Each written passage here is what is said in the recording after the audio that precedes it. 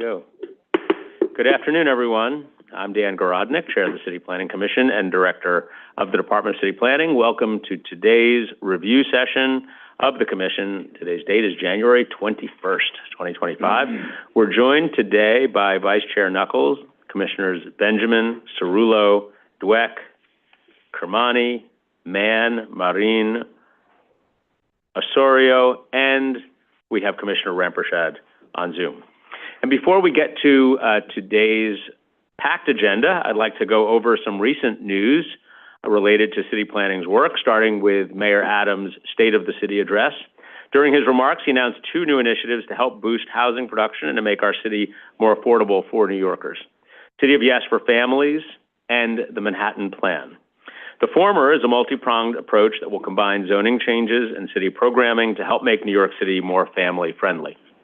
On the zoning side, city planning will look to make it easier to build housing alongside schools, playgrounds, grocery stores, and libraries, and to support accessible transit station close to where families live. This work will be complemented by a variety of housing initiatives from other city agencies to create more family-sized affordable homes, help families make a down payment on a home, and count rental payments toward credit history. With the Manhattan Plan, we're setting the goal of adding 100,000 new homes to the borough over the next decade. For most of New York City's history, Manhattan has been a place where you could rent an affordable apartment and start your journey. But in recent decades, this possibility has become increasingly out of reach.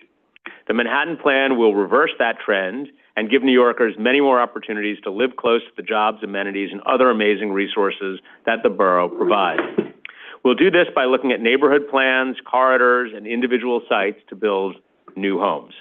We'll use all our available tools, including new high-density residential districts that require mandatory inclusionary housing, building on city-owned sites, and more. This plan will be a win across the board, a win for New Yorkers who get to live closer to Manhattan's jobs and amenities, a win for businesses that will benefit from more local job traffic, foot traffic, and a win for the city as we create the homes we need to tackle our housing crisis. The first proposal that falls under the umbrella of the Manhattan Plan is also the first proposal before the Commission today: the Midtown South Mixed-Use Plan. Midtown South is one of the most centrally located transit and job-rich neighborhoods in New York City, going back for generations. It's home to more than 7,000 businesses and 135,000 jobs. But it is no secret that it's also facing its fair share of challenges coming out of the pandemic. Elevated commercial vacancy rates are leaving buildings underused, and outdated zoning rules prevent new homes from being built. It's hard to believe that an area this central, with a 1.4% vacancy rate, an apartment, and a housing crisis this dire, if someone wanted to build housing here, the city's own rules would not allow it. We must find every opportunity possible to give New Yorkers housing relief and turn the tide on this crisis. That's what the Midtown South Mixed-Use Plan will help us to do. This game-changing proposal will create a more vibrant 24/7 neighborhood with a mix of commercial, manufacturing, and residential uses. It would spur the creation of around 9,700 new homes, including up to 2,900 permanently income-restricted affordable homes, allowing New Yorkers from all incomes to live in some of the most centrally located and highest density parts of Manhattan. This plan will also be the first time that we require affordable housing through mandatory inclusionary housing, MIH, in Midtown. And it would be the first plan to take advantage of the changes we put into place through City of Yes, such as the increased flexibility for office conversions and new high-density residential zoning districts and new, more flexible manufacturing zoning districts. After all, the entire point of creating these tools was to put them to use, and there's no place to do so than right in Midtown Manhattan. Still, we know Midtown South has a long and important legacy as an economic hub, one that this plan will support by increasing foot traffic day and night, continuing to permit a wide range of non-residential uses, including light manufacturing, office space, and retail, and allowing for community facilities such as libraries and schools. It also promotes transit infrastructure and public realm improvements. All these pieces are essential to creating a truly thriving and more dynamic neighborhood. I'd like to thank everyone who participated in our public meetings, stakeholder groups, office hours, survey, and more to help bring this plan to fruition. I also want to give a warm shout out to Borough President Mark Levine and Council members Eric Botcher and Keith Powers for their absolutely crucial leadership here. Finally, thanks to everyone at the Department of City Planning who worked tirelessly to craft and advance the Midtown South mixed-use plan to the start of public review, especially Eric Botsford, Nabila Malik, who co-leads, Ezra Moser, Andy Cantu, and Azga Mohuddin, and the Manhattan Office project team of Josh Shimano, Rich Wang, Abby Ryder, Trevor Lovitz, and Audrey Wachs. We all look forward to hearing your presentation in a few moments. After Midtown South, we will head up to the Bronx to learn about land use actions related to Bally's Ferry Point. This proposed 2.55 million square foot entertainment, commercial, and recreational complex would include a gaming facility, hotel, convention center, and more at a site within Ferry Point Park next to the on-ramp to the Whitestone Bridge. Among its requested actions is the demapping of around 19 acres of parkland, as well as mapping a new city street. Bally's Ferry Point is the final of the 4 gaming applications that needs to go through ULURP prior to submitting a gaming application to the state-defined siting process. That process, as you all recall, requires approval by a 6-person community advisory committee, which includes representatives from the mayor, borough president, and local council member, among others. From there, we will hear about a proposed mixed-use project at 47 Hall Street in Wallabout, Brooklyn. This development would include over 600 new homes, of which between 150 and 180 would be income-restricted affordable. The building would also include commercial space, a self-storage facility, and retail, all on a site within walking distance of Brooklyn Navy Yard and Washington Hall Park. Heading back up to the Bronx, the Commission will review a zoning authorization to facilitate a new waterfront public access area as part of a new mixed-use development at 1460, 1480 Sheridan Boulevard in Crotona Park East. The development would sit alongside the recently transformed Sheridan Boulevard and the Bronx River and create additional public open space connected to its neighbor of Starlight Park. Next up, 2 parking authorizations, one of which is looking to reduce its required parking and the other looking to increase the number of spots on site. The former 720 West End Avenue on the Upper West Side would like to add 15 spaces to a residential development with over 130 homes. The latter, 125 Perry Street in the West Village in Manhattan, is a garage converting to a residential building that seeks to renew its authorization to eliminate all 168 of its required parking spaces. Okay, lots to do today. Sarah, let's get started. Good afternoon and welcome to the City Planning Commission Review Session for Tuesday, January 21st, 2025. The time is 1:10 p.m. and a quorum is present.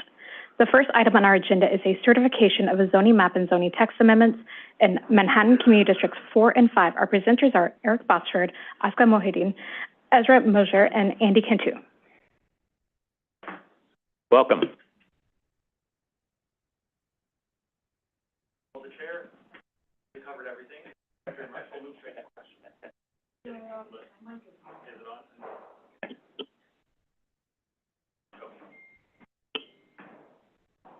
Is it on now? Yeah, there we go. Okay, great.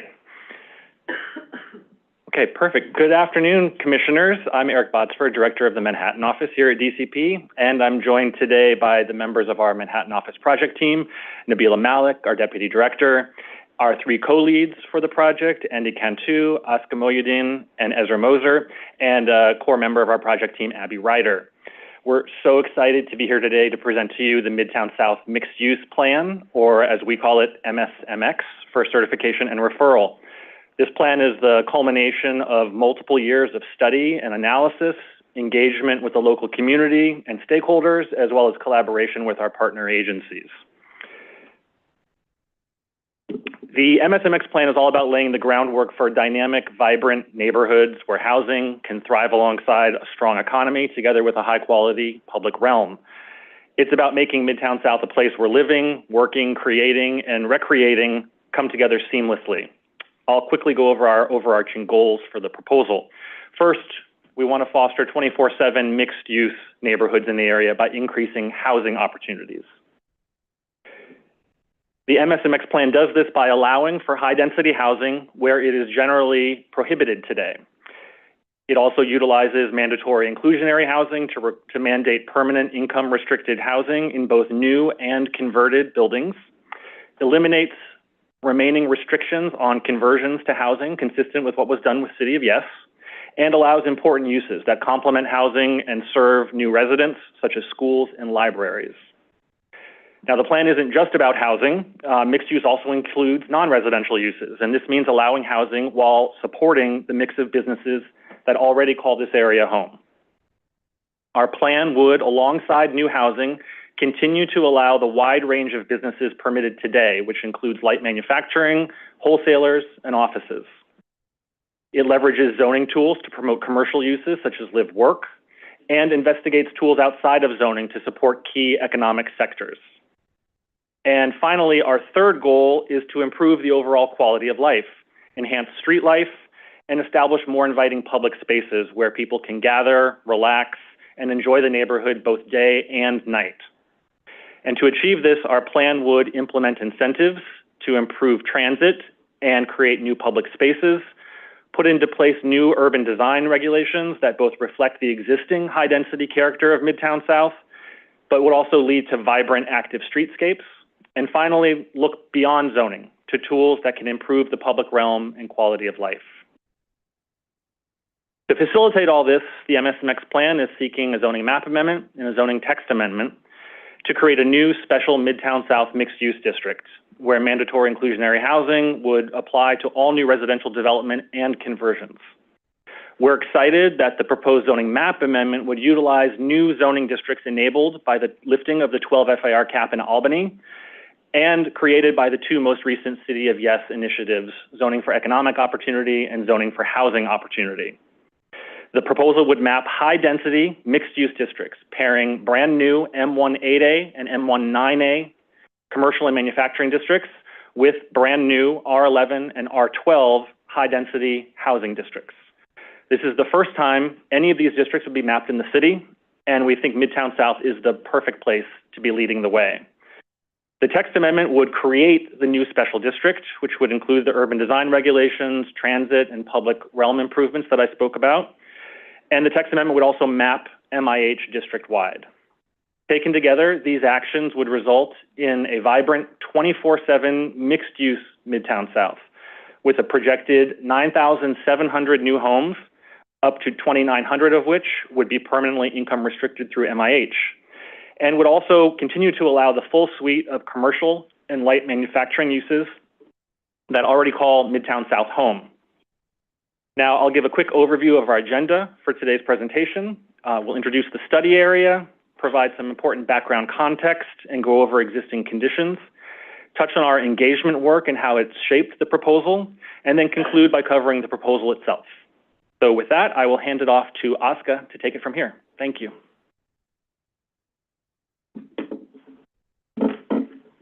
Thank you, Eric. All right, so let's introduce you to the plan area itself, which is highlighted here in yellow in the map.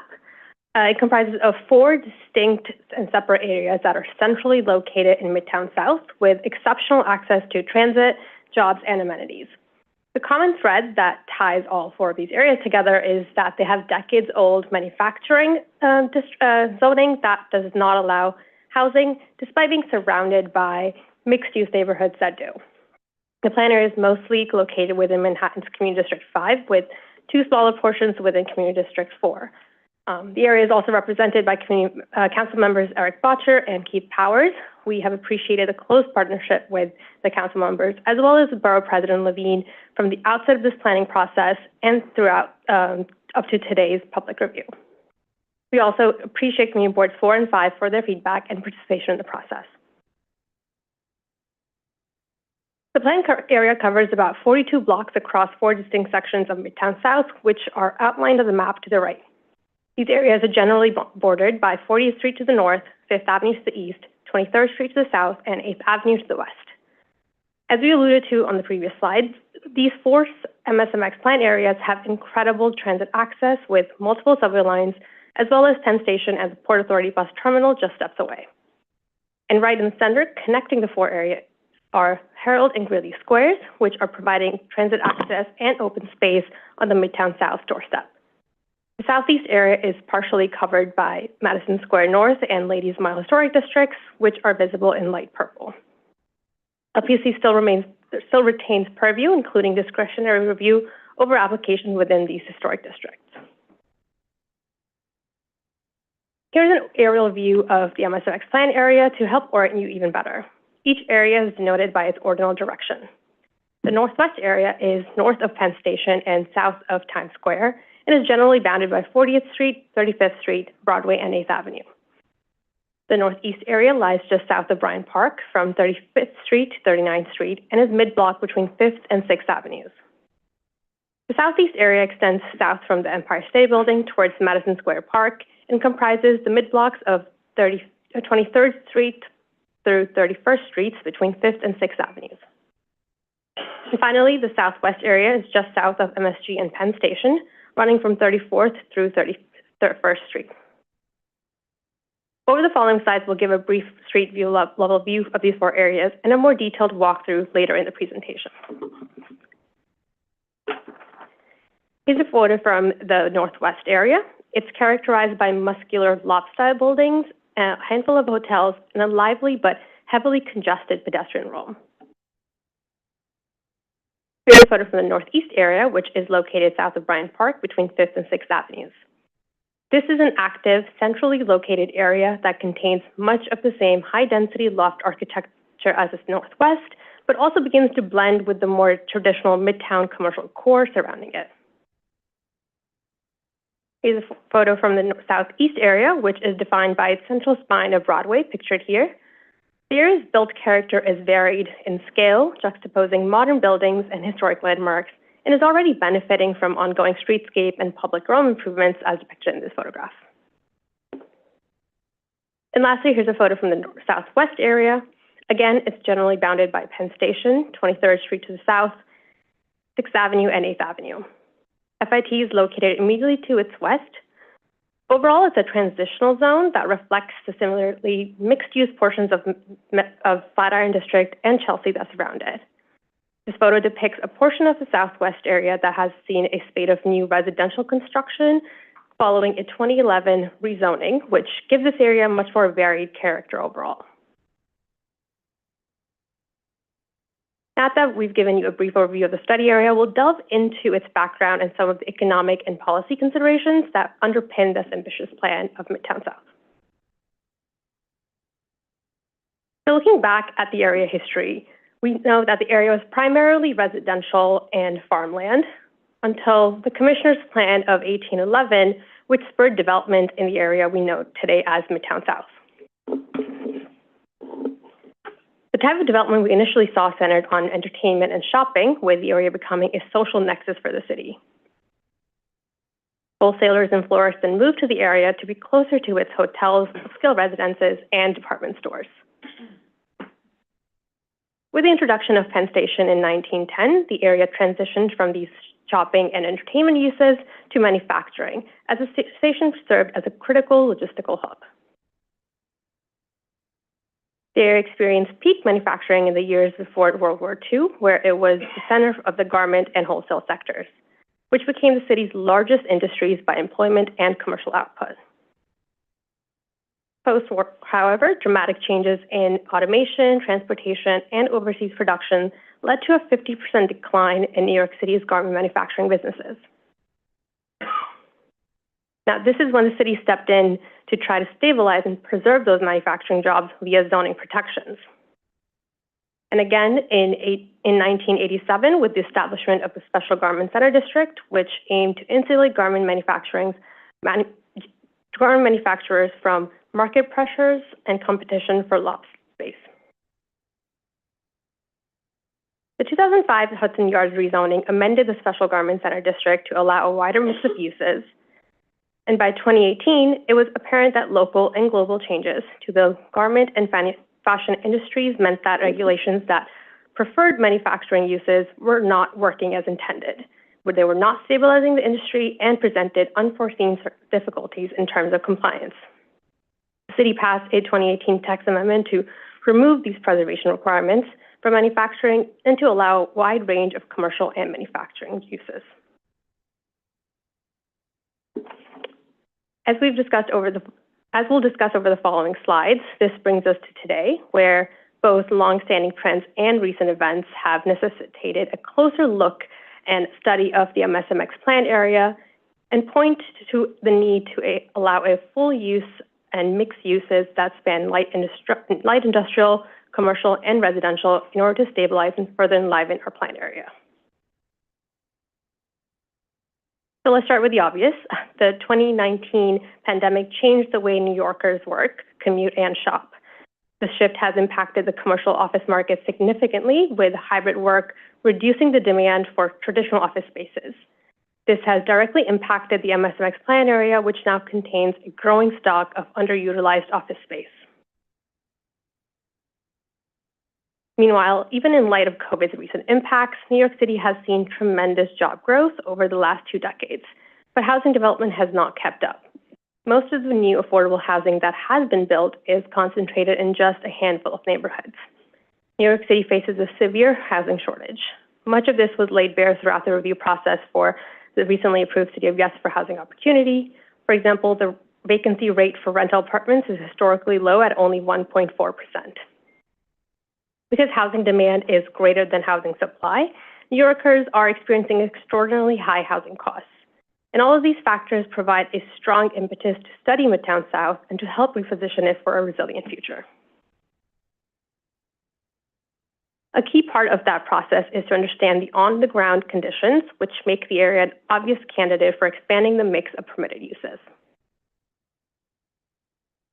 As mentioned earlier, the MSMX plan area is located in one of the most transit-rich parts of the country.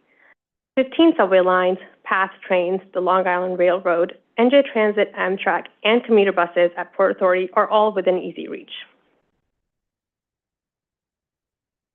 Additionally, this area is seeing once-in-a-generation investment in its public realm and transit infrastructure. Some of these are completed and operational, such as the Grand Central Madison. Some are underway, such as the ongoing renovations to Penn Station. Some have been recently approved, as is the case with the Port Authority bus terminal, and some are being envisioned as we speak, such as a reimagined and transformed Harold and Greeley Squares, right on the doorstep of Midtown South. This presents a pivotal opportunity to get the most housing, jobs, and density out of these ongoing investments. So given this concentration of flagship regional transit infrastructure, it makes sense that this general area is both officially and colloquially referred to as Midtown South. This map shows land uses in central Manhattan and highlights how the study area, outlined in black, is part of a southerly extension of the deep red commercial core of Midtown, where red represents exclusively commercial uses. You can see in the southern 2 study areas that the red becomes slightly more marbled with a mix of non-commercial uses. Over the following 4 slides, we'll walk you through what these use patterns look like on the ground.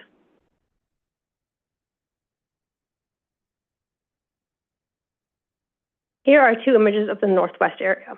The photo on the left is looking south down 8th Avenue, while the photo on the right shows West 37th Street, which typifies a side street in this area.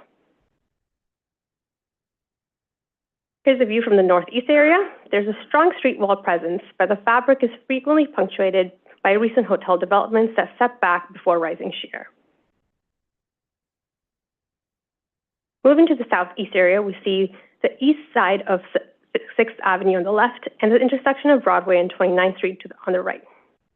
This area has a wider variation in scale and commercial uses than the northern 2 and is marked by a growing hospitality sector. And here's the southwest area with 7th Avenue on the left and West 28th Street on the right. In both images, you can see both a mix of scale and uses, including some of the sheer rising hotels.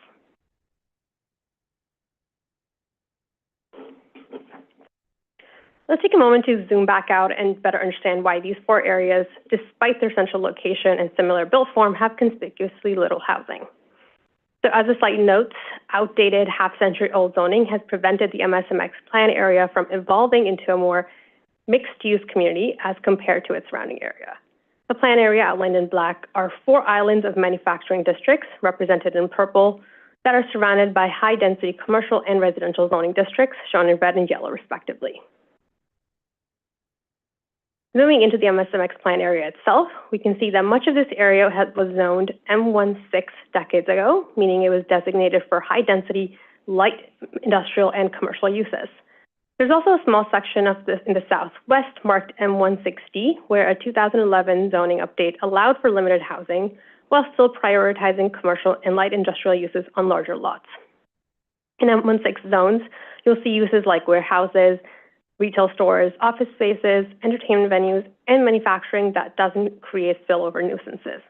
However, some uses are restricted, such as housing, schools, libraries, museums, and heavy industrial operations. So knowing the current zoning doesn't allow housing in the MSMX area, it's not surprising that there are relatively few homes here compared to nearby neighborhoods. In fact, there are only about 2,300 homes in the planned area compared to 74,000 homes within a 10-minute walk. And that's in one of the city's most transit-accessible, job-dense areas. Most of the homes you do see here are legally non-complying and have been legacied under the state's loft law or predate modern zoning. Other housing has come from zoning variances approved by the Board of Standards and Appeals. If you look at this map, you'll see how clear this difference is. The dark red lots just outside the MSMX plan area include large amounts of housing, while within the plan area, housing is sparse. This absence of residential life changes the feel of the neighborhood, and especially after work hours, when there are fewer people on the streets, fewer patrons to the area's businesses, and generally fewer eyes on the street. It definitely impacts the area's quality of life. Briefly, here are two examples of the housing that does exist in and around the MSMX plan area. We have this special case of new housing in the M16D district on the left, and then a more typical example of residential towers in the zoning districts between and surrounding the four plan areas. So the absence of housing in these four areas is pronounced, but the dense urban fabric actually positions it well for increased mixed use and residential density. This map shows a range of existing built FAR. Generally, the darker colors are buildings with lower built FARs, and the warm colors are higher built FARs. The densities in the plan area reflect the concentration of pre-1961 and loft-type buildings that we saw in the street-level photographs. Here's a close-up of the built FAR. The current maximum permitted FAR for the plan area is generally 10. By contrast, you can see a lot of yellow, which is 17.5 FAR or higher, especially in the northern two areas. Here's what this looks like in practice. The plan area's fabric reflects a variety of eras and typologies. The overwhelming majority of these buildings predate modern zoning and can be found at very high densities before the advent of FAR. All three buildings here are commercial, and the furthest to the right is a hotel. Buildings in the MSMX plan area can even reach up to 40 FAR, but in context that do not stand out dramatically when experienced from the pedestrian perspective. The built density understandably correlates with the concentration of economic activity, with the study serving as an important regional job hub. Overall, there are 135,000 jobs across 7,650 businesses in the 42 blocks of the plan area. For the most part, the plan area experienced job growth over the last decade that outpaced both the New York City and national averages. However, there are and have been strong changes to that job landscape. The job landscape has evolved significantly over time as different sectors have grown and others have declined. While jobs in the manufacturing and wholesale sectors have declined by 30%, and fashion manufacturing wholesale jobs even more dramatically, what has risen in their place are strong creative and tech sectors. The city currently has non-zoning tools to support fashion manufacturing and will continue to explore additional tools and programs moving forward. So we've covered the context and history of our study area and the impetus for the critical plan for Midtown South. As we developed the contours of this plan, a key component was an extended community engagement process. We'd like to briefly walk through what we learned and show how public input has shaped the direction of the MSMX plan. So starting from our kickoff meeting in October of 2023 through to our public info session this past October, we've worked hard to connect with as many community members as possible. Beyond public meetings, we conducted outreach through our website, weekly office hours, an online survey, and numerous site visits. We wanted a full view of Midtown South's needs, challenges, and opportunities, so we hosted 7 roundtable conversations with a mix of people, including housing advocates, residents, business coalitions, small business owners, real estate experts, and social service providers. We also consulted with Community Boards 4 and 5 every step of our engagement process. Our work was informed by extensive online engagement tools, including a survey and an interactive map, which facilitated further public input, as well as site visits to better understand the local business landscape and how businesses' needs dovetail with the area's distinctive built form. From all of these conversations, 6 key community priorities emerged from Midtown South, ranging from the desire for affordable housing to an activated public realm. These 6 community priorities became a roadmap for us and directly shaped our planning approach for MSMX. We were able to take these 6 priorities and distill them into 3 planning priorities or principles for MSMX: creating vibrant mixed-use communities, supporting vital community economic activity, and enhancing neighborhood character. These priorities combine what we heard during engagement and our research takeaways and form the core of our plan. I'll now hand it over to Ezra to go over our proposal in detail.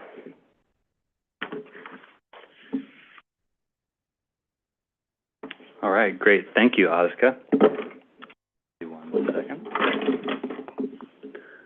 All right. So now, based on this planning approach, we've drafted a proposal that we think goes a long way towards achieving the priorities we just outlined. Again, here are the 3 goals that underpin our proposal and our land use actions.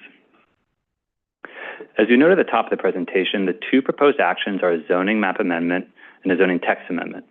The zoning map amendment would rezone all of the M1 districts in the MSMX plan area into paired mixed-use commercial manufacturing and residential districts. On top of that, the zoning map amendment would establish a new special Midtown South mixed-use district that would have the abbreviation in zoning of MSX.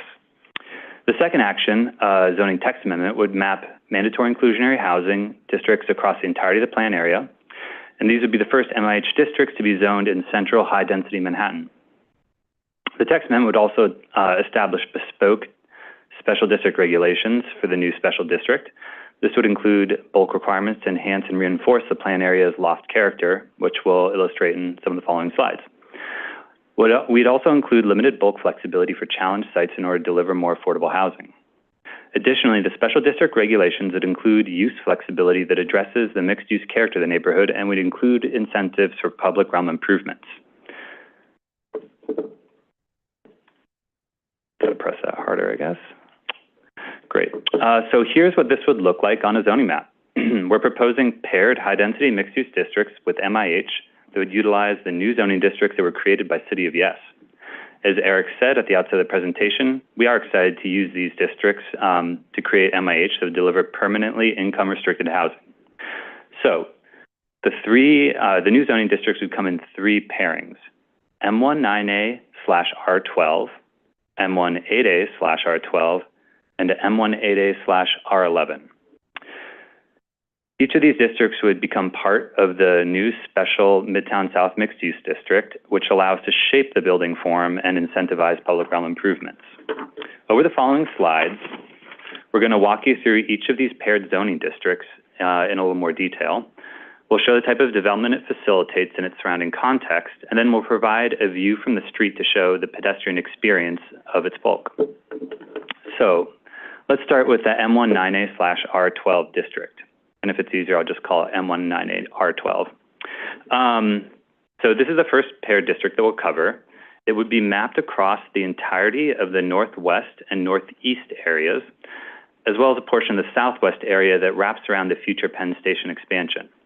This paired district allows maximum FARs of 15 for commercial, manufacturing, and community facility, and 18 for residential. Apart from FAR, all zoning districts in the special Midtown South mixed-use district, so all 3 pairings, will have the same use and bulk regulations, again, apart from FAR. So we'll detail this in the following slides, but just to underscore, across the entirety of the special district, not just the M19A R12 pictured here, we're requiring contextually sensitive street walls and base heights between 6 and 15 stories in height. So let's take a look at what type of buildings would result from the paired M19A R12 districts.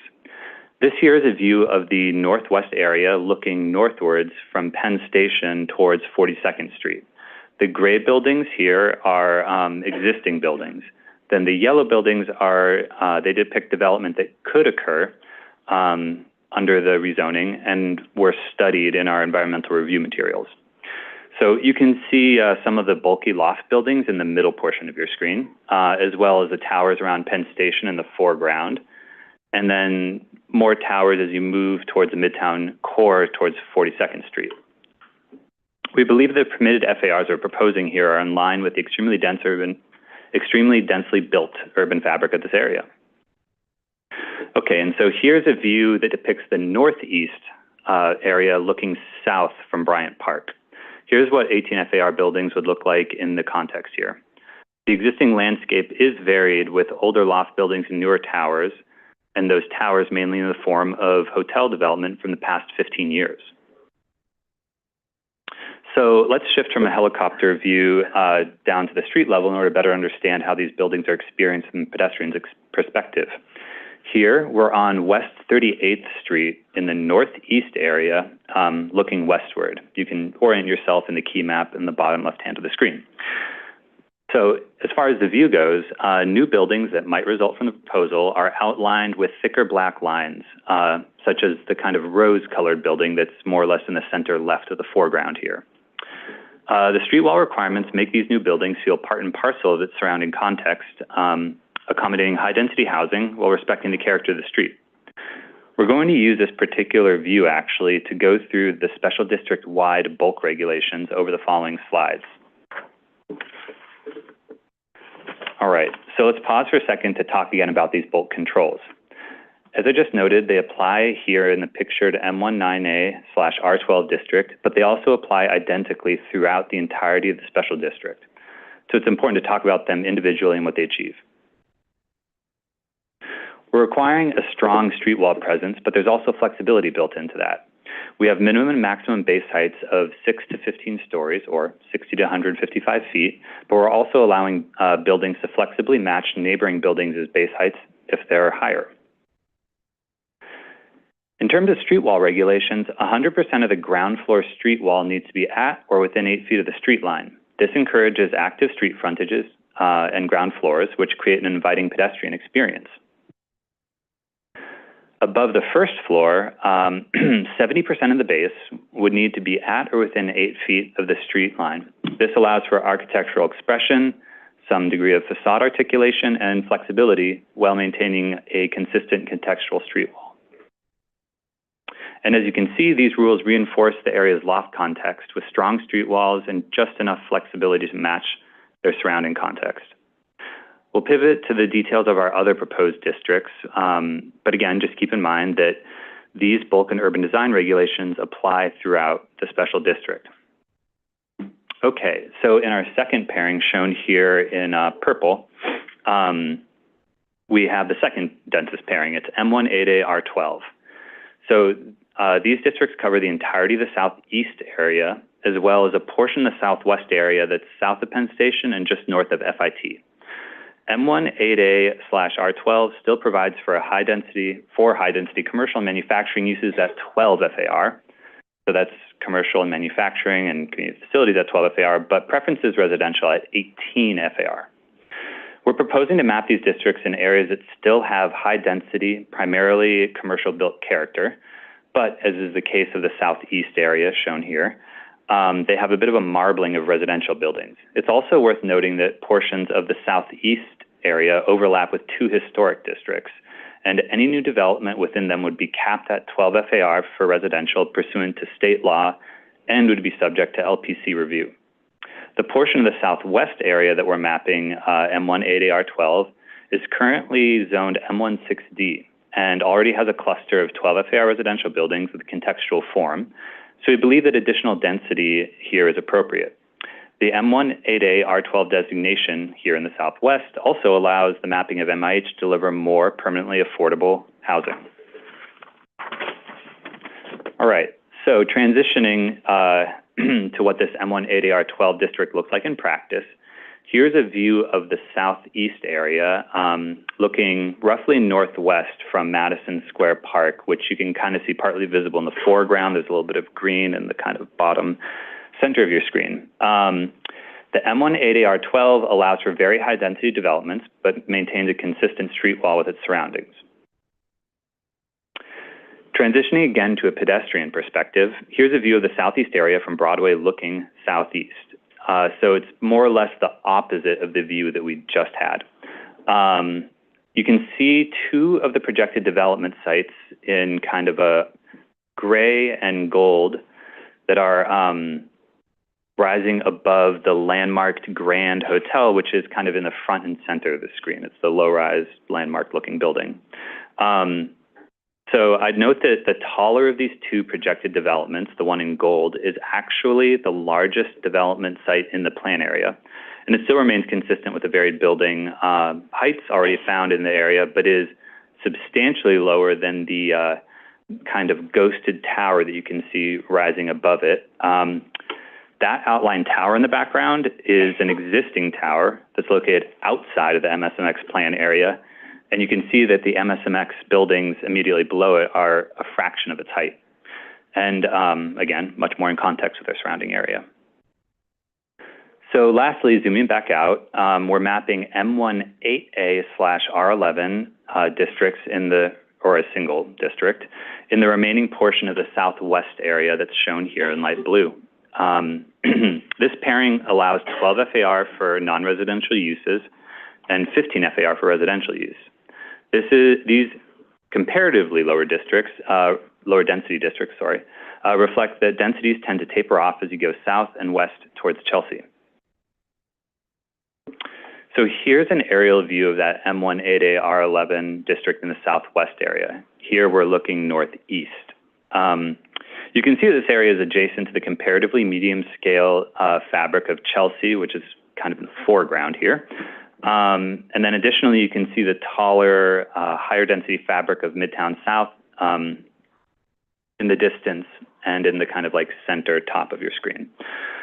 So this helps emphasize that the M1-8A/R11 allows for a stepping down with building heights here, if they're visible to everybody, in the 200 to 300 foot range, whereas the paired R12 districts that we went over earlier are typically in the 300 to 450 foot range for building height.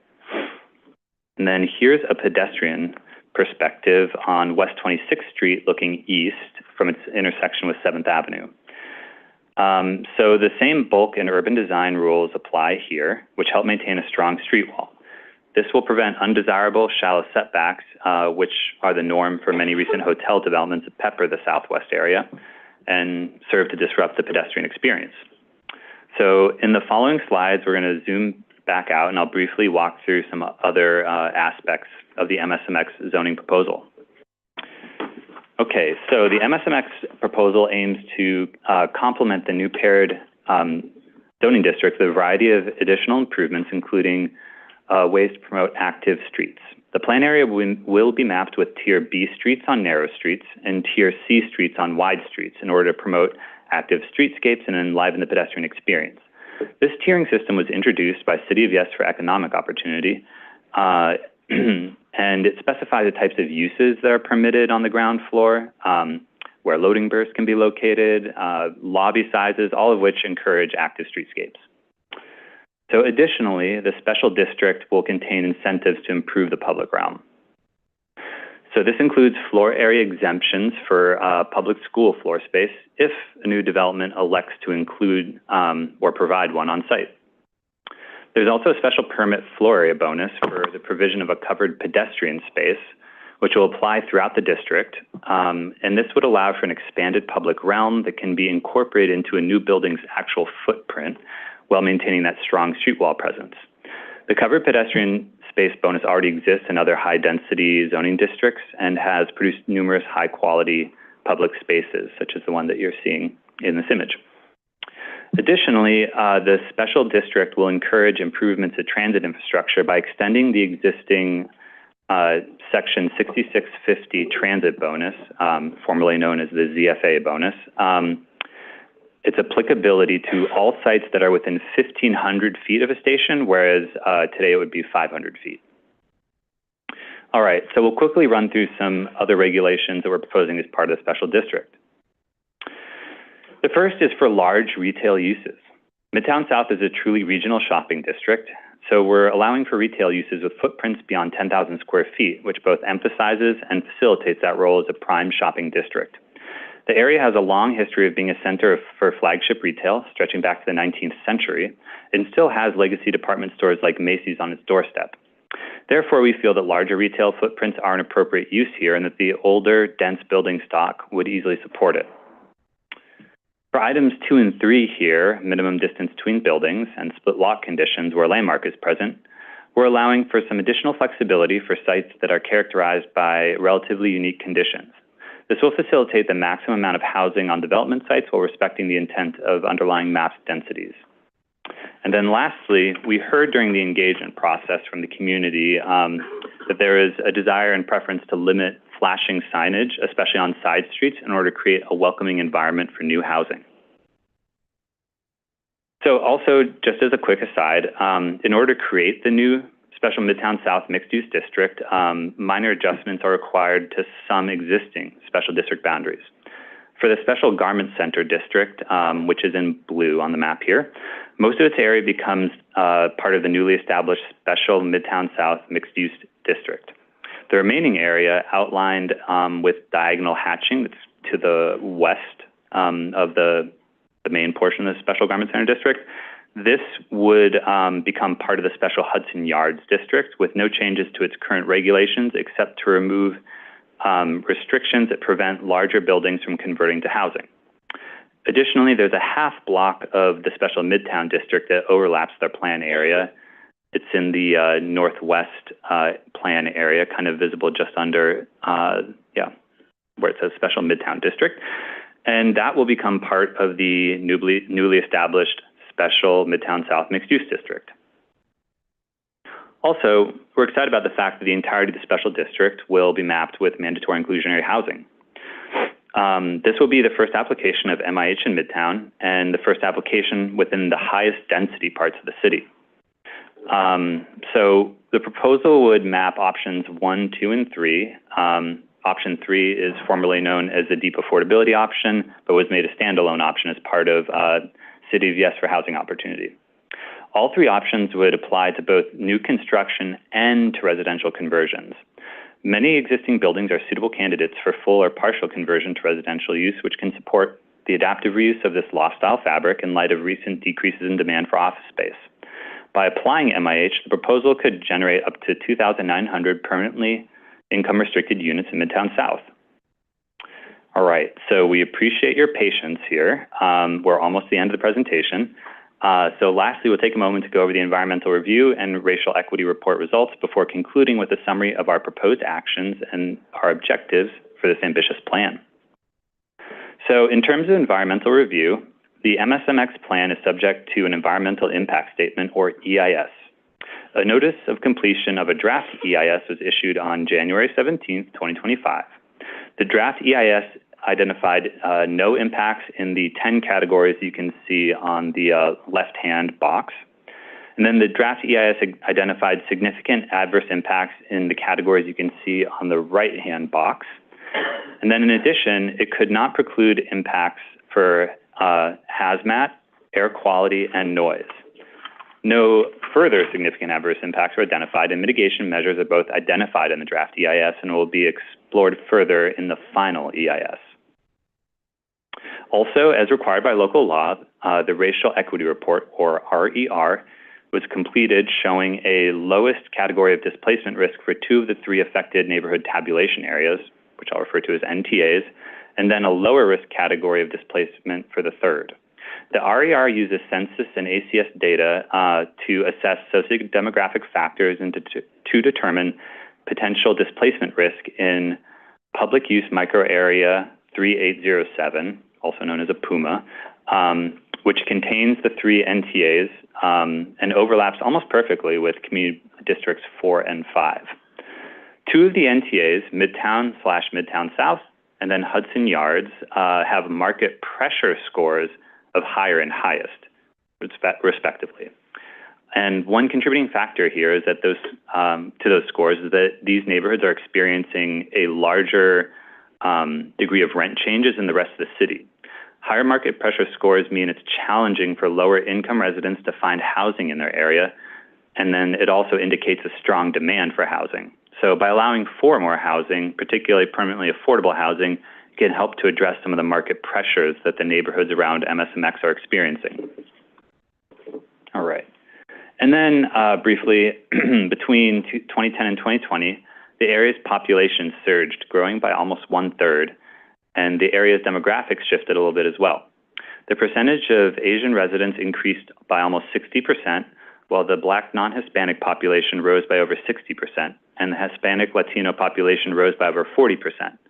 The white non-Hispanic population grew by 10%, a more modest increase compared to other demographic groups, although it's worth noting that this demographic constitutes the majority of the neighborhood population at 54% of the total population. The report found that our 3 NTAs have a slightly higher percent of renters than Manhattan as a whole, 77% compared to 70%, and that 42% of households are rent burdened and 20% are severely rent burdened. These statistics were disproportionately more acute for Black and Hispanic households compared to white and Asian households. It's also worth noting that income disparities were even more pronounced along these same demographic lines.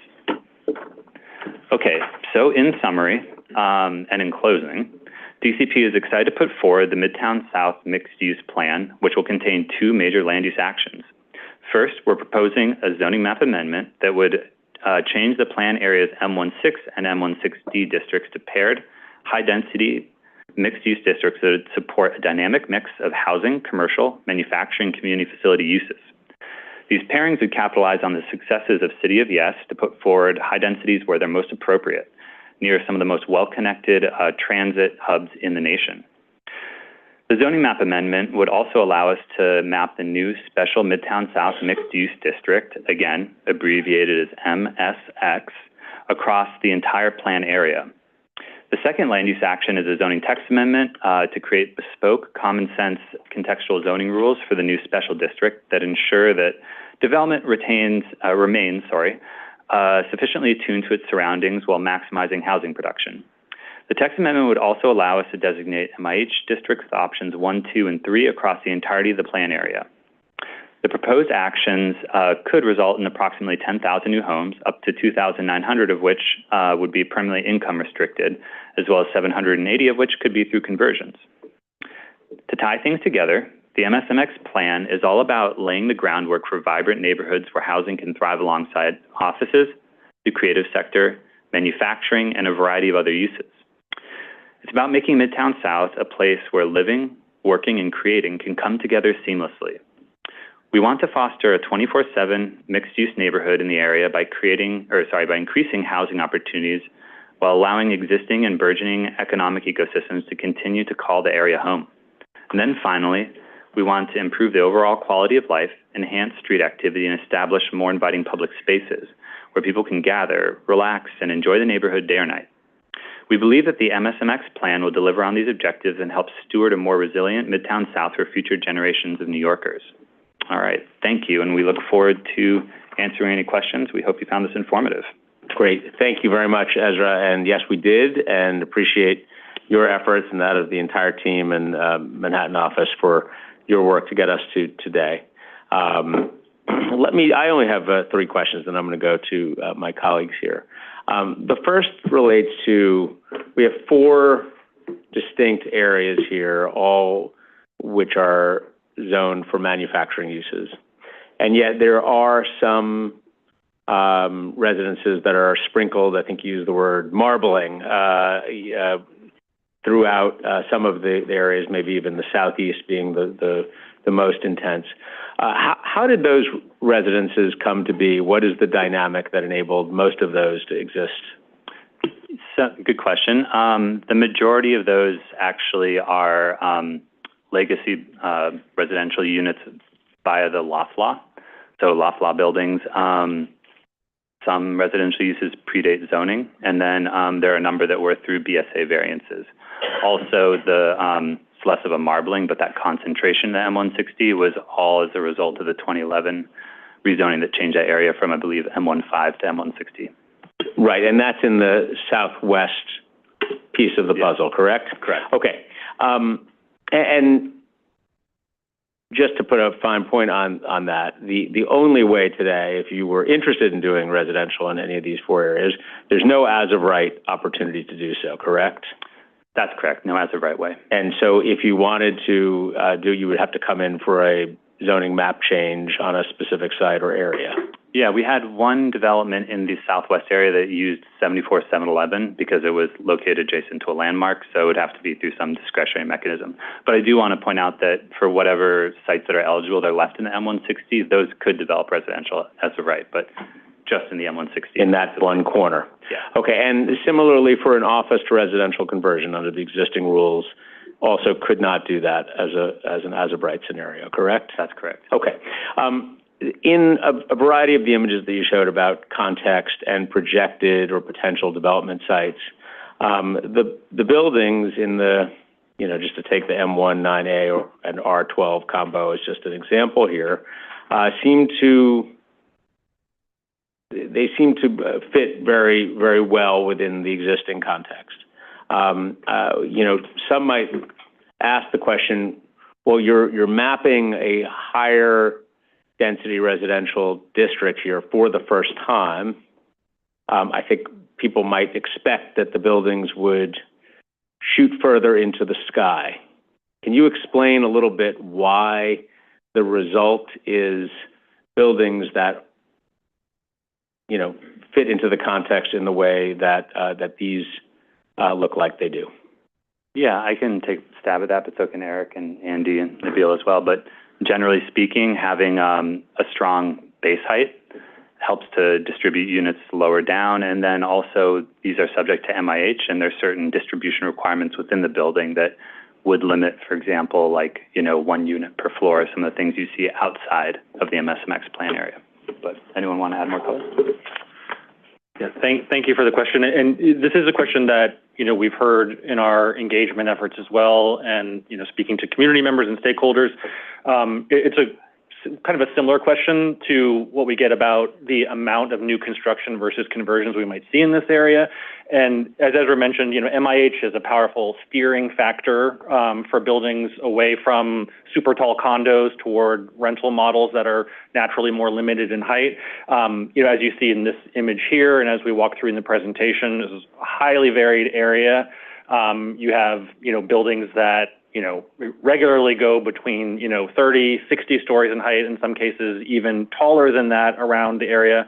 And our buildings fit very comfortably in the context of in the 300 to 400 foot range generally. So we feel really quite confident that that's the size of buildings that you're likely to get. The size of available development sites in Midtown South is also a powerful steering factor, we'll say. As you can see, our sites do tend to be pretty small, and the likelihood that sites beyond this would redevelop, comes down a lot to the fact that the existing buildings in Midtown South are very, very high density today generally. We saw in the presentation, you've got, many buildings that exceed the 15 or 18 FAR that we're proposing here, buildings that go above 20 FAR, 30 FAR, even up to 40 FAR today. So we feel confident that the projections that we've done as part of this study, both the number of sites that are likely to redevelop and the scale of the buildings that would result, are, what you would see here in these images as representative of the type of building that would result. Okay, last one for me. On the question of existing jobs in these four boxes, I forgot what word we're calling them exactly. Quadrants. Thank you. I'm not going to be helping my son on his geometry homework anytime soon, I guess. Jobs are up over the past decade in a variety of categories, but not in manufacturing, I note.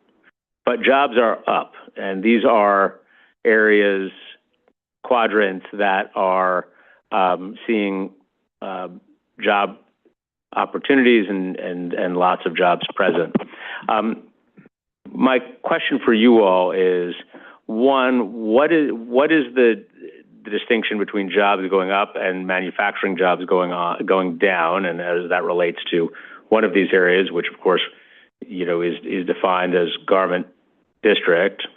And two, how do you feel that the department has struck the balance between creating an opportunity for housing while also not doing harm to an existing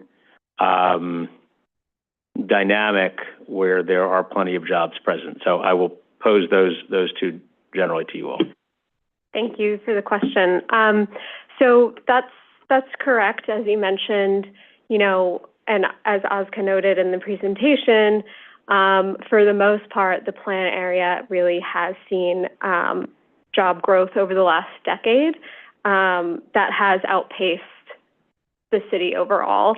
But you are correct in also noting that there has been a decline, especially within fashion manufacturing over the decades. So we've seen a 60% decline in fashion manufacturing, but also a 27% decline in fashion wholesale.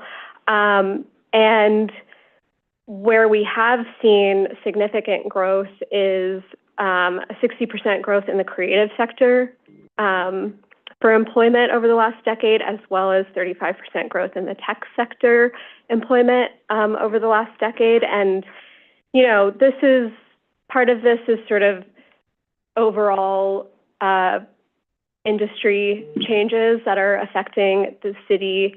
But also to your second question, I would say that the way that MSMX is proposed in the zoning districts that we are proposing here, they will continue to allow all existing uses, and coming on the heels of zoning for economic opportunity as well, the added flexibility that that citywide initiative provided is also going to provide that same flexibility here for non-residential uses.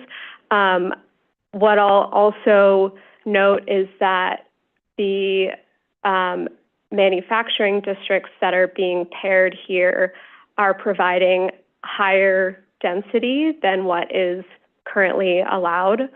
Currently, it's 10 FAR maximum, and so we're going to get up to 15 FAR for non-residential uses as well. So that's really where we're trying to strike the balance here based on the densities we're proposing. Okay, thank you very much. Let me start with Commissioner Cerullo. So I'm going to try to do this in speed questions so I don't take too much time, but I just want to commend the team on the presentation. Very exciting project. So just on that point, the selection of the quadrants, or I really should reverse this and say the areas left out that created the quadrants, what was the rationale behind that? So the geography as we see it, not so much what it is, but what it isn't. What created that space? Okay, thank you. Yeah. So we're just bringing up the zoning map here for you. So what the four areas share is the M zoning. The M zoning. They are surrounded by a sea of either mixed use commercial, which allows both commercial and residential today, or residential districts. So, but really largely, and here you can see it in this image, the red is this, mixed use commercial residential. Right. That these are embedded within. So what the four areas share is manufacturing zoning, again, where housing is generally prohibited, and this is where, we think it really makes sense to address these four areas. That makes sense. Yeah. I just wanted it wasn't clear to me, so I appreciate that. And in the definition of Midtown Business District, I think I saw for a moment that's defined basically as CB4 and 5. Is that how you're defining Midtown Business District? Because then there was parentheses that said sort of primarily. What is the definition of Midtown Business District for purposes of this proposal and the data that is related to it? Asking New Yorkers to define the boundaries of a neighborhood is dangerous territory, Commissioner, but I think there are several definitions that we can point to. There's the special Midtown District, which is, a zoning special district that, is located primarily in CB5, but also extends a little bit into 6 and a little bit of 4, but... Okay. Sorry, did you want to... There's a slide, just so you know what I'm referring to. I'm not just pulling the language out. There's a slide toward the end, maybe 3, 4, 5 slides where there were data points. Not to take up too much time on this. There was a chart. Oh, the NTA is at the very end, yeah. Right, I think you're referring to the racial equity report, Commissioner. Yes, and then there was sort of a definition at the top where it said Midtown Business Districts. Apologies for the... That's okay. I mean, again, okay, yes, yes. But there was a chart where it was at the top, and it looked like it was being defined, but I really wasn't sure if it was. It's not this chart. There it is. Got it. You see the Puma, Chelsea, and Clinton, which I guess we could all kind of understand what that refers to. But then it says, and Midtown Business District, and then it says approximately 4 and 5. Yeah, so my understanding is that this is more of a colloquial reference in the top line here, and these are the actual official definitions of the NTAs. So Midtown/Midtown South is one NTA. Hudson Yards, Chelsea, Flatiron, Union Square is another, and then we have Clinton/Hell's Kitchen. So those are the more official designations, and this was just kind of referring to the areas more broadly. And in that case, I think, we could take Midtown Business District to be, again, the parts like the commercial core that do, overlap with community districts 4 and 5. Yeah. Okay, I appreciate that. 2 very quick ones. Has there been any analysis and thought about what, given the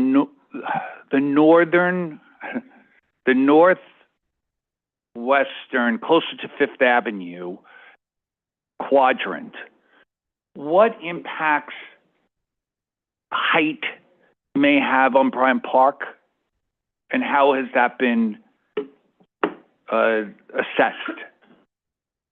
Yep, so from an environmental review perspective, we analyze shadows of the developments that are going to be in our reasonable worst case development scenarios, so development that could happen. Hold on, I'll just go to I just know we have, we've seen this discussion and concern before in other boroughs and other parts of Manhattan. I just wonder what...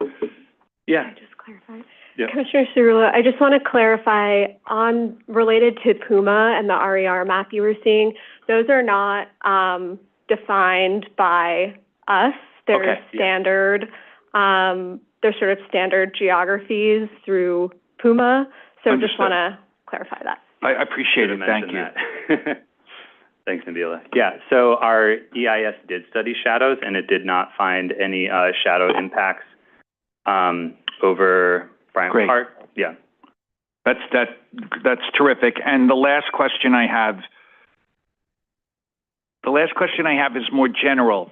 What we saw in the proposal with respect to public realm was sort of the concept of incentives to improve the public realm. Is there any idea of what that actually means? Is it bonus? Will it be requirements? What is the combination or the specific? And I'm assuming this is also, since we saw transit locations, that this is also above and below grade public realm improvements. How will that work in this proposal, in reality? Thanks for your question, Commissioner. So as Ezra mentioned, we're enabling a new type of POPs in the area that doesn't currently exist, the covered pedestrian space, which is a discretionary action via a special permit. So if someone wanted to take advantage of it, they'd have to come back to you. Today, there's already the standard POPs Plaza bonus, the outdoor plaza bonus. We're not taking that away. That's the status quo is remaining the same. And then we're also incentivizing the transit bonus. So today, you know, the applicability of the transit bonus only radiates from 500 feet from a transit station, and we're expanding that to 1,500 feet, which would cover the entire study area. Did that answer your question? Yeah, I think so. So really, it's a smaller scope than where my mind may have been going. So basically, there will be we're going to keep the plaza bonus, but we're creating another option within it, which is this covered pedestrian space. And on the transit side, we're expanding the geography, the reach of the transit bonus. Correct. Understood. Okay. Thank you very much. Thank you. And Commissioner, just to elaborate a little bit more on that, the public realm is something, and I think as Ozka mentioned in our engagement efforts, one of the top things we heard about in the area, the lack of public space, congestion on streets and sidewalks, the desire for an improved public realm. Zoning can do some of that, and you're seeing that here with with POPs and with transit improvements. We're continuing to work with agency partners, and that includes through the seed process, working with DOT, other parks, other agency partners, looking for opportunities outside of zoning that can address public realm improvements. We think Harold and Greeley Square, as probably the most significant public space located right at the hinge point between these four quadrants, is a really significant opportunity, for reimagined and improved public space. But yeah, I mean, thinking about the quadrants as they exist now, to the best of my knowledge of the quadrants, we're talking about sort of the building infrastructure, the public realm beyond that, and even this new option is really inside a building. It doesn't extend out into the public realm, into the beyond the building line. And I just wasn't sure if there were going to be opportunities for a developer or an owner to expand into the public realm in a way that we've seen quite some successes not far from, in a stone's throw from at least the northeastern portion of the quadrants. But it'll be interesting to see if these options provide the amenities and the benefits that the communities is really hoping to have. Right. Obviously, the addition of housing that's a win-win. But in terms of supporting those who will be living there and working there and visiting, is the public realm piece of this, does it do enough? And that's, and there are other ways to get to public realm improvements outside of city planning and zoning, as we know. But it will be interesting to see what kind of feedback there is on that. But I appreciate it. Sure, and I expect we'll be hearing a lot more as this moves through the public review process on this point. I mean, we love the POPs program because it takes the public realm, and instead of moving it out, as you talked about, it moves the public realm onto private sites. Private developers pay for it, they maintain it, and especially in an area like Midtown South where we have a really significant lack of publicly owned sites to be able to take advantage of for open space or public realm improvements, leveraging private sites to be able to provide some of that is really critically important. Agreed. Thank you. Thanks, Commissioner. Let me go to Commissioner Dweck. Thank you.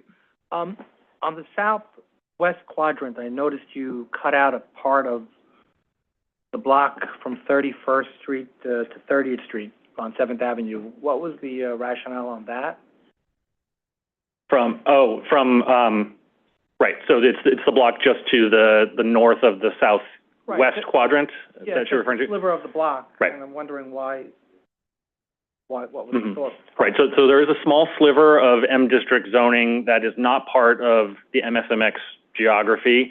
That is the area that overlaps with the state's general project plan, the Penn Station general project plan, which, you know, as you know, is a state-led effort to which overrides zoning to put into place high-density, you know, commercial, some residential development.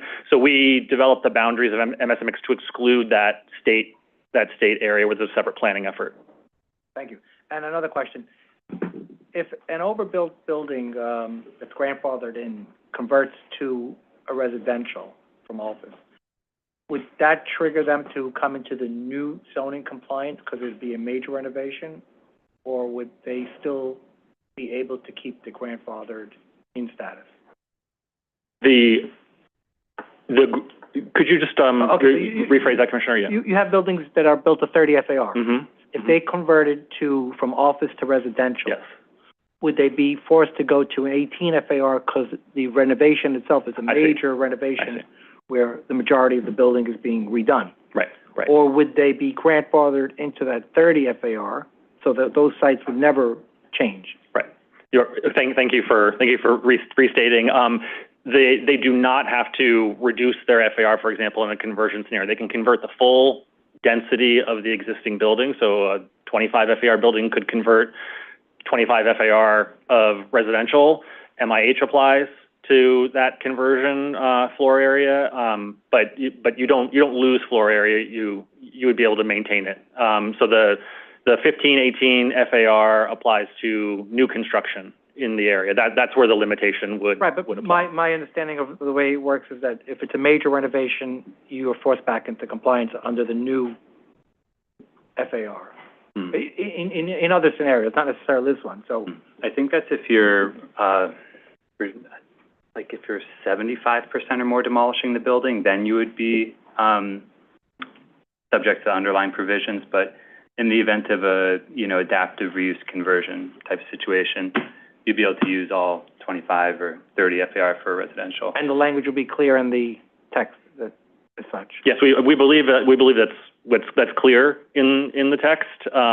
We're happy to come back to clarify that. That would be about existing text, not the new text. You're talking about the text. Sorry to interrupt here, but the text where you're describing it being clear is the text that already has been approved. Correct. And so why don't we come back with the definitive answer on this one, because I think the answer is yes, you can convert the whole thing. But let us just double check that and do a follow-up. Because I could see a renovation being a 75% or more gut, so. Just worth noting too that for the types of the buildings that could convert fully, that is capped at 1977 and before buildings, and that was part of CHO. Right, but we have buildings from 1930s that are... Right, those ones can convert fully, and theoretically, had residential been permitted, they could have done so today. Correct. Okay, thank you so much. Thank you, Commissioner. Commissioner Benjamin? Hi, thank you very much for your presentation and all the work that's gone into this.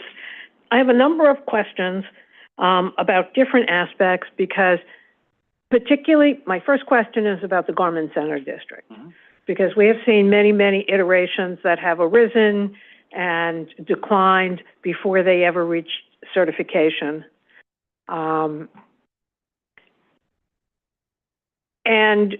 there has always been a significant difference of opinion between the owners of real estate in the Garment District and those who lease space, whether they're manufacturing, a lot of which has moved to Sunset Park, or whether they're, I can't think of the word for it, where they show their stuff. Mm-hmm. And people come from all over the world to see what's on offer from each one of the firms, and they benefit from being in this close-knit area where buyers can go from location to location and see what's being offered. Over the course of years, those entities have complained that the owners of the real estate have withheld lots of space from them from being used in a complying way, in the hopes they would either qualify for the special permit that's available under the Garment Center District to convert space, or that we would adopt one of these zoning changes. How have the makers, how have we taken care of the makers? I understand when you say that it is, the manufacturing will still be as of right, and so will the showroom space, but in terms of dollars and cents, if an owner can make it a residential space, which is going to get $400 a square foot, versus a showroom space, which is going to get $40 a square foot, how are we going to, or do we just believe that the showroom and related artisans will just move elsewhere? So, thank you for that question. And, you know, it's a really important one. During the engagement effort, we met with property owners, we met with operators and owners of garment-related establishments, makers in the area. And, you know, we heard, I think, a lot about the way you summarized it, Commissioner, which is that despite the dramatic changes and decline in the amount of manufacturing use that has, and to a lesser extent wholesale use, fashion wholesale use that's present in the area today, what is left is a pretty core ecosystem of users that benefit from being close to Manhattan-based clients, like Broadway, for example, and benefit from being close to one another in the garment district area. So it has been really top of mind for us about, you know, what is the nature of this business? What's the best way to address the challenges that this economic sector faces? I think what has been really plain is that zoning was not the cause of the dramatic changes that have taken place, and zoning has certainly not been the solution to that. It has not stemmed the broad changes to the garment industry. You know, you had preferential zoning in place for many decades, and you still saw significant changes take place in the industry. So we really don't think zoning is the reason why these changes have taken place, and is not the tool for us to turn to. And but I think what I will say is that there are some significant tools that we can turn to outside of zoning. We've been working very closely with EDC on the initiatives that they have been undertaking, you know, both within the garment district, within Manhattan, and across the city to support the fashion industry. And, you know, I think that those are really the best tools that really come in and target specific businesses with financial support, attempt to find spaces for these businesses. And, you know, and so I think that that's what we've been looking to as the best tool going forward here. But if we're providing fairly significant incentives for conversion or rebuilding to something other than showroom and fashion related, and I note that you didn't find it to be a potential significant impact, and I'm not quite sure how you examined that and what the impacts might be if these buildings all did away with that kind of space. Mm-hmm. So I'm not sure why that's not a significant impact, but it's not. But we're providing these significant incentives for residential building and conversion, but the industry that we believe has been important. And I understand that manufacturing, even though there's manufacturing left, it is not a big Manhattan sector. And so the manufacturing part of the fashion district has first moved to downtown Manhattan and then has moved to Brooklyn. There was a plan by EDC years ago to move the fashion industry to Queens, to Willets Point near Kennedy Airport, since a lot of the buyers and others were Asian. But that plan never came to fruition. So I'd be interested, and I know you may not be able to answer it now, to know if, one, we still consider the fashion industry important to the future of New York, and if we don't, we don't. And if we do, how are we going to combat the incentive we provided to owners to disincentivize the use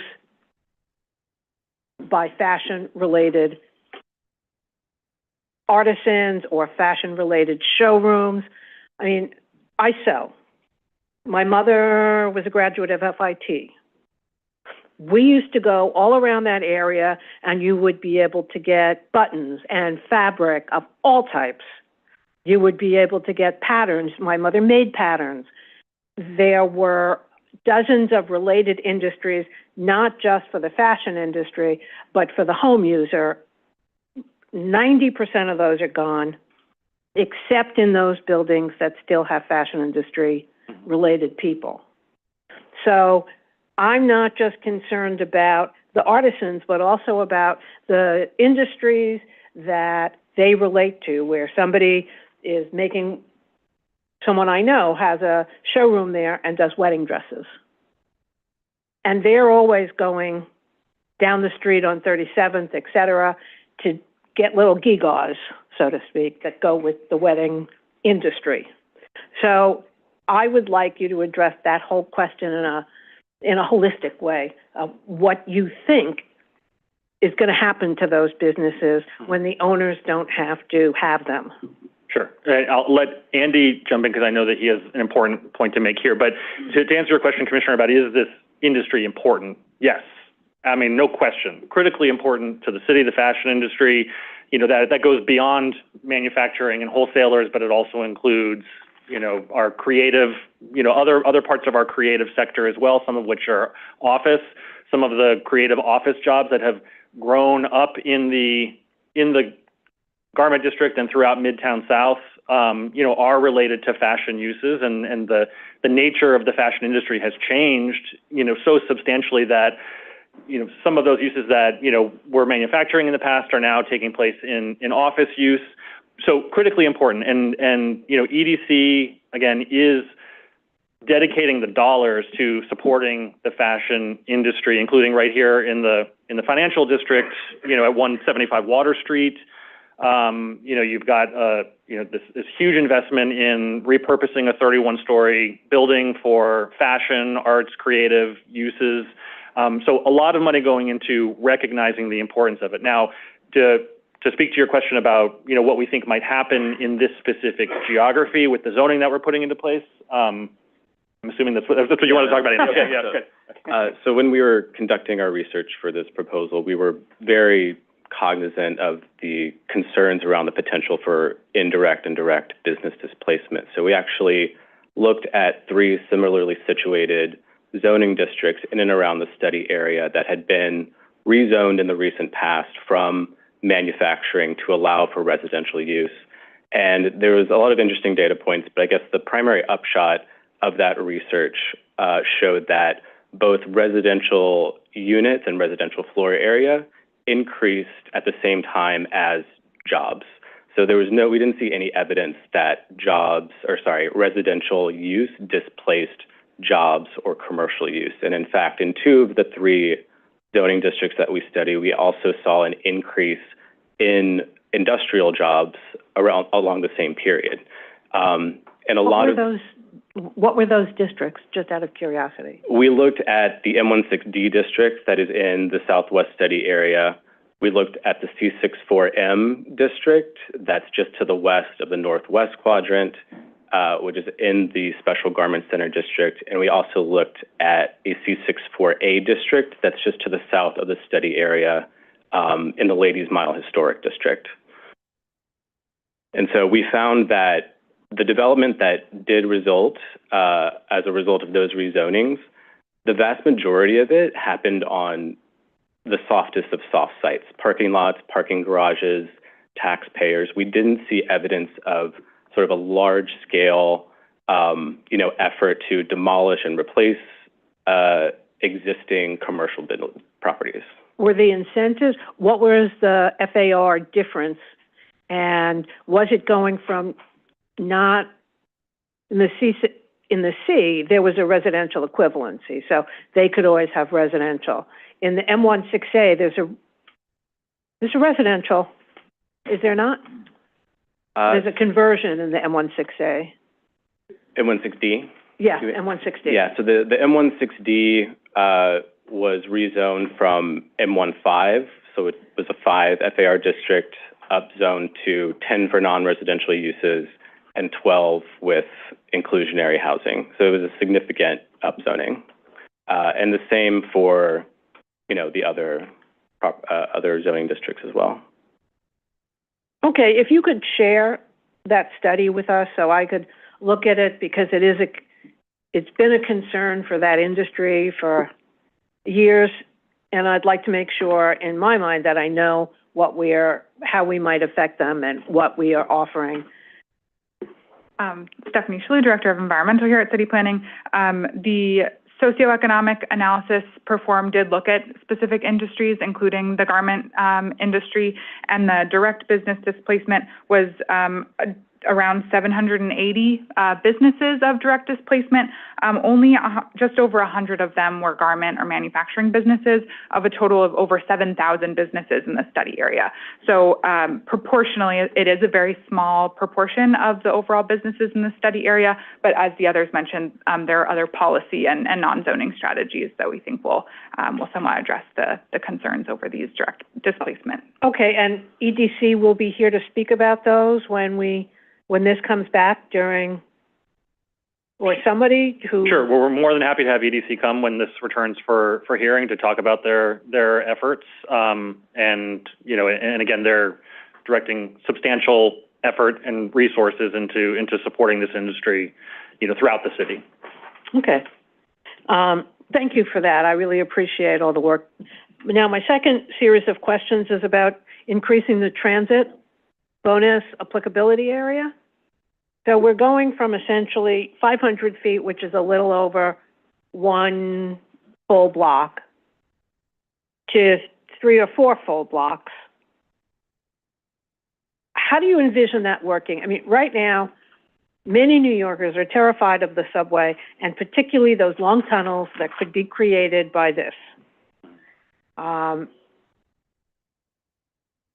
do you envision 1,200 square feet if my business is at 1,000 square feet and the subway is 3 avenues over?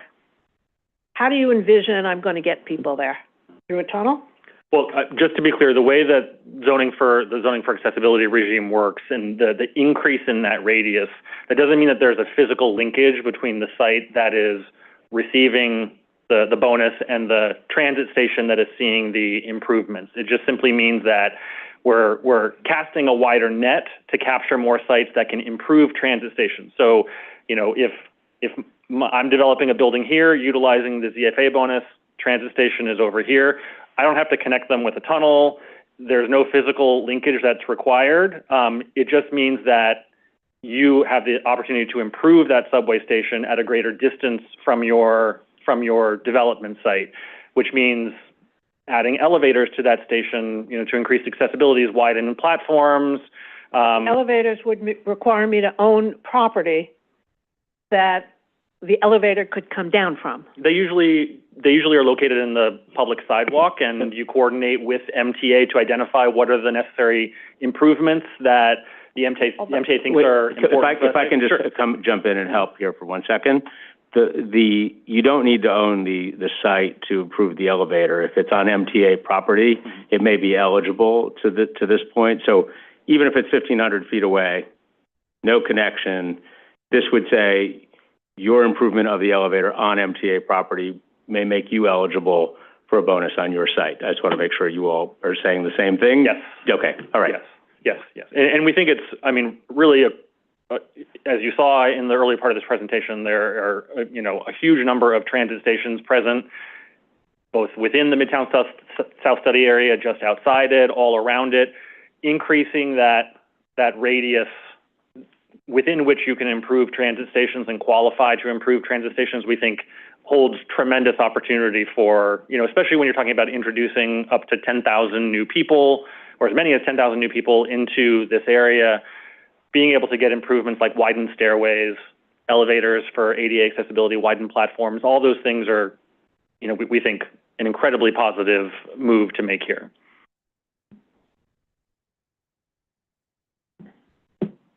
And my last question is the 10,000 square foot retail that currently is the limitation in M zones. How many of these prospective soft sites do you envision would take? I mean, retail, we still have a large retail vacancy.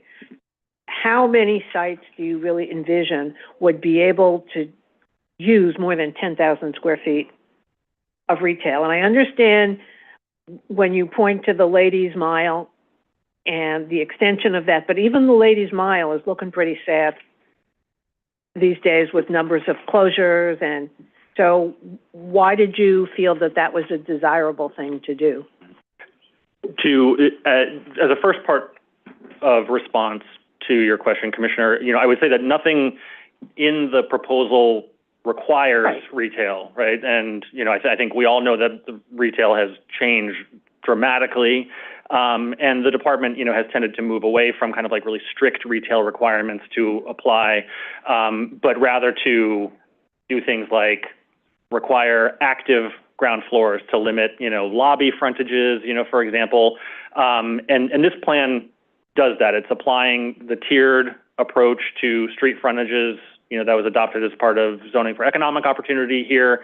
None of it mandates retail specifically. But we do think it's really important in an area that was long known for being a destination for shopping, the area that has really significant establishments today, Macy's being, just outside the study area, but also, the last department store like that in Manhattan. but also, Herald Square, 34th Street, it's experienced a lot of changes and challenges, but, has long been a really significant shopping area for the city.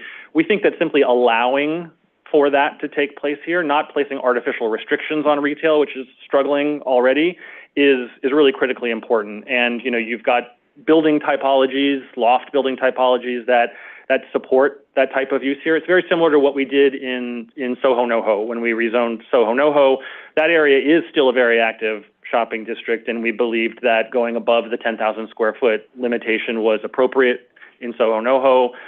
This commission, adopted that. It was modified later by the city council, but we think a similar rationale applies here, that this is an area centrally located, big buildings, long time history as a shopping destination where this is important. And again, about introducing approximately 10,000 new people into the area, that, being able to have this allowance for large retail is appropriate in this area. Thank you for addressing my questions. I'm not seeing eye to eye with you about lifting the cap. I don't see that many sites that we're looking at where the 10,000 square feet would not fit the retail that an owner might want to provide. I mean, more and more often these days, particularly residential buildings have significant limitations on the kind of retail that they will rent to, even when the rental is there. They don't want any food stores. They don't want any restaurants. They don't want any kind of activity that will bring other people into the building. So since we're really encouraging residential here, I'm not sure that lifting the cap on retail is really warranted or will be utilized. Thank you. Thank you, Commissioner. Thank you, Commissioner. Vice Chair Knuckles? Thank you. Eric, in your projection of 9,700 new homes, 10,000, whatever, is that over a decade or 2 decades? Yes, what? a decade. A decade. So do you envision most of those units being the result of conversion or new construction? Most of the units are a result of new construction, and the buildings that you saw when we did the walkthrough of the neighborhood. We are, for the purposes of an environmental review, we are projecting about 780 of those would be as a result of conversions. And the rest new construction? The rest new construction, yes. Okay. And you also indicated up to 2,900 permanently income restricted or affordable, which is approximately 30%. So does that mean you envision option 2 of MIH being utilized as opposed to the other options? We are proposing options 1, 2, and 3 to apply here, and we're simply using the 2,900 as what the upper end of that amount could be at the 30% range. But of course, under the other 2 options, it could be a lower number as well. It would still be quite a high number. It would be at the low end, 1,940, up to about 2,900. Mm-hmm. So that would be if everything is deep affordability. It would still be pretty close to 2,000 units. Okay. My second question is, and I don't know if you know this, I'm just looking for an approximate number. Under the M16D, which was rezoned in 2011, as I recall, right? Yes. Approximately how many residential units have yielded from that rezoning? Anybody know? Yes, we have it on one of our slides. That's this one. Did I see that? It's almost a third of all of the residential units in the entire study area. It's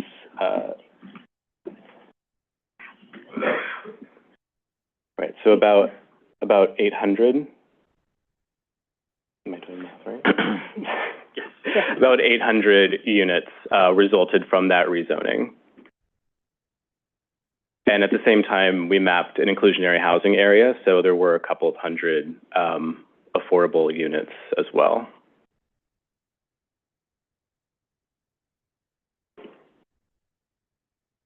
Okay, thank you. Thank you, Mr. Vice Chairman. Commissioner Mann. Great. Thanks for hanging in through this presentation. Questions? Just a question on the office vacancy. I think the earlier slide threw up about 20 or 19%. Have you guys done a market study of this area to understand what the commercial vacancy looks like? Mm-hmm. So we're not looking citywide, but really looking at this Midtown area to understand that trend. So when we were looking, the most recently good available data that we have is about a 19% availability rate for this area of Midtown South. It's hard to sort of tailor the boundaries perfectly to the study area, but in general, this area is about 19%. And availability means being leased on the market, but potentially occupied. Correct. Right. So the vacancy rate, I'm just curious if you have a sense of what the vacancy rate of the office commercial stock is. Just to clarify, availability means it's vacant space that is available to be rented. So it's like not taking a vacancy into account of space that is not on the market, but rather just looking at the space that's on the market but not rented is what we refer to as availability. Got it. Okay, thanks for clarifying. And so that was for this general area. It wasn't for citywide, so I misunderstood. So citywide is 19%, and this area, it's hard to go that granular with sort of data like that because there's so many different studies that are and sort of sources for that data, and you kind of look at what the average is across that range. We looked at one of the available sources, which is CoStar, that is a bit more granular and looked at specifically these areas, and it was pretty comparable in terms of the availability rate, but it's only one source, so we don't tend to just sort of use that.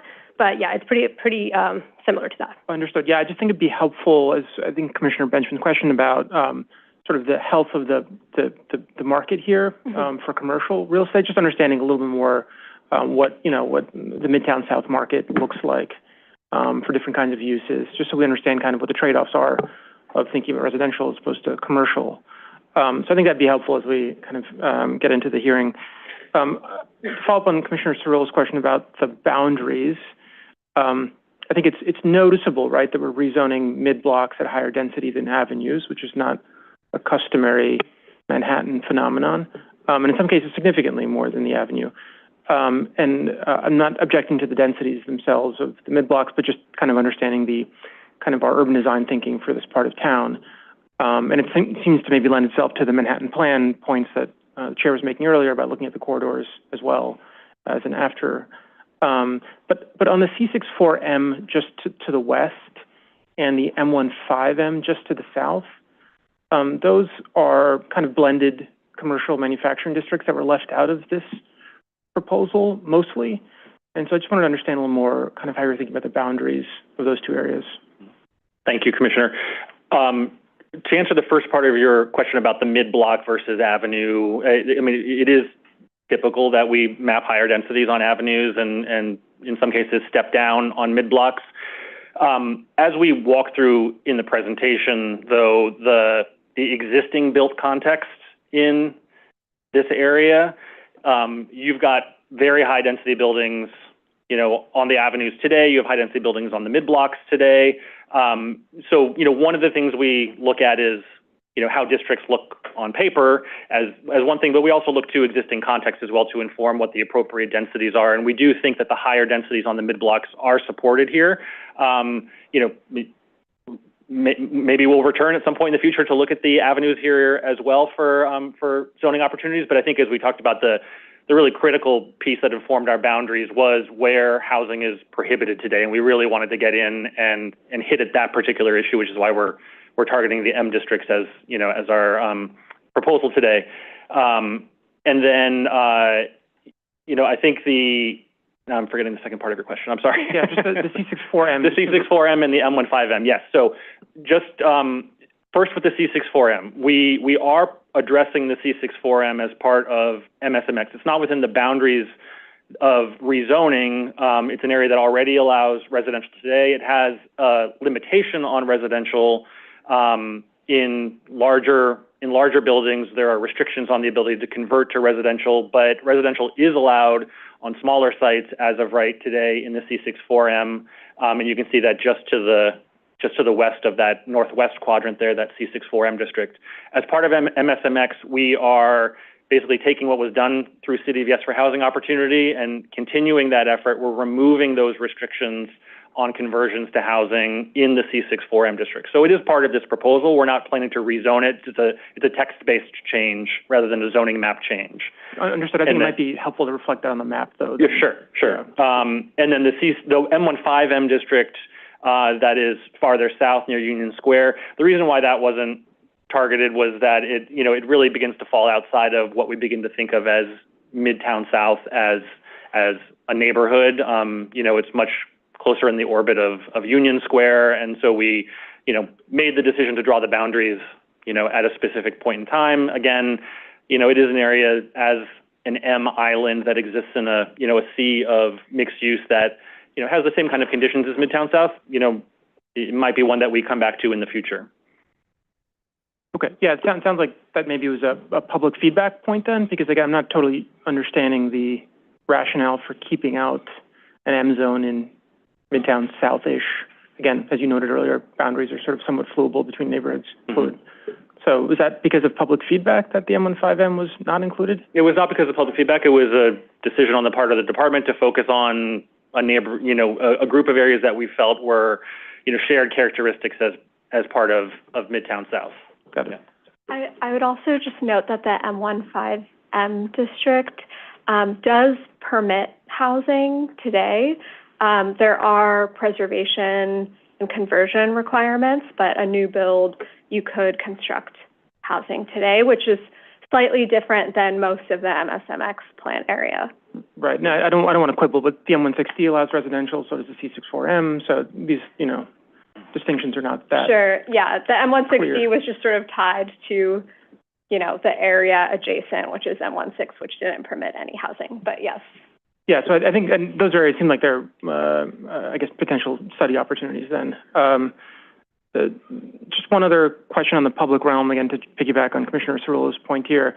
And it's exciting to hear that Harold and Greeley Square are a focus, given that they're the center of this neighborhood, and, one of the centers in New York City. So I hope that City DOT can come to our public hearing and talk about their thinking there, and I hope the administration, which has made a big effort around public realm as a policy statement, but we haven't necessarily seen it play out on the ground. Hopefully they come forward with something there meaningful on Harold and Greeley, because it seems like it's a huge missed opportunity not to do something permanent there. So I'm encouraged that you guys are working with them on that. Mm-hmm. And then final question here, just on Amtrak coordination.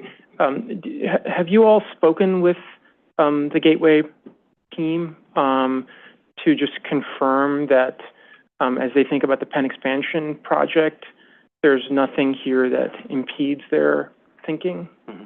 Yeah, we've had close coordination with Amtrak and have spoken to them about the Midtown South plan. They in turn have spoken to us about Penn expansion. So we're in sync on this, yes. Okay, great, thank you. Thanks.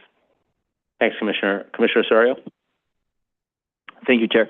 Thanks so much for the presentation and for the materials. I found them extremely clear. Everything was very thorough. I found everything exactly where I was looking for it. Thank you so much for that. It made it very useful, very easy to read.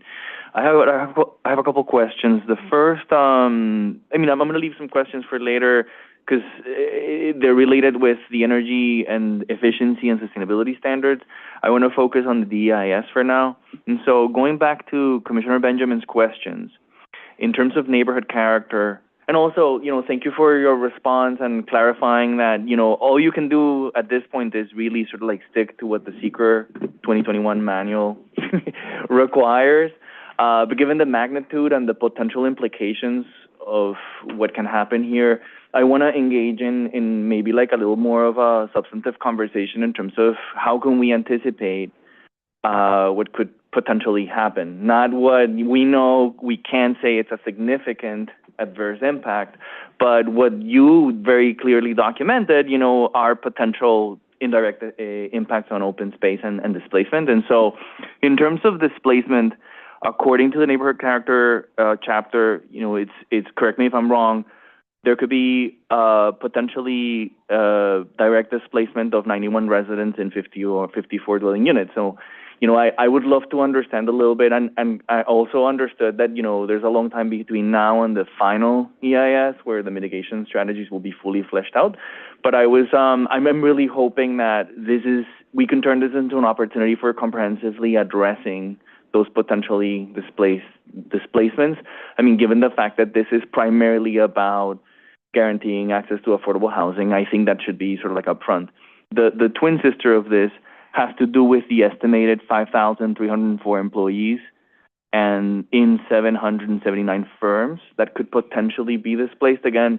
So I understand your response in terms of what EDC is already doing in terms of those companies that happen to be industrial and the 114 companies that are garment. But I think we need to sort of like directly address that as part of the rezoning. I don't think that in this particular case, and given the history of the neighborhood, we should rely on other agencies. So I'm wondering if this is also an opportunity, given where we are in the process, to think creatively about how this connects with the citywide industrial retention plan, whether there could be specific mitigation strategies that are incorporated into the rezoning to address the needs of these companies, not to protect the minimum amount of manufacturing, but to actually grow these industries. And so there's a lot in there. I hope you see that I'm acknowledging exactly all of the responses because they've been really clear in terms of, what you're supposed to do. But I'm really hoping that we can elevate the conversation and really be proactive in terms of comprehensive planning here.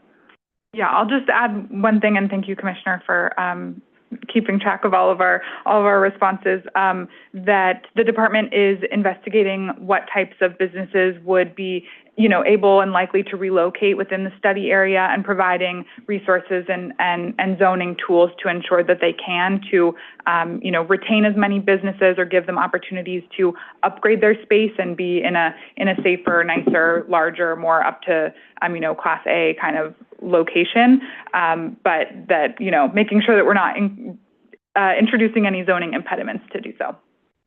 Thank you. I look forward to that. If you can share a little bit more about how they break down into industries, but also to Commissioner Benjamin's point, correct me if I'm wrong, but I really appreciate sort of like the question about not leaving it up to themselves to be able to relocate, but what are we creating? What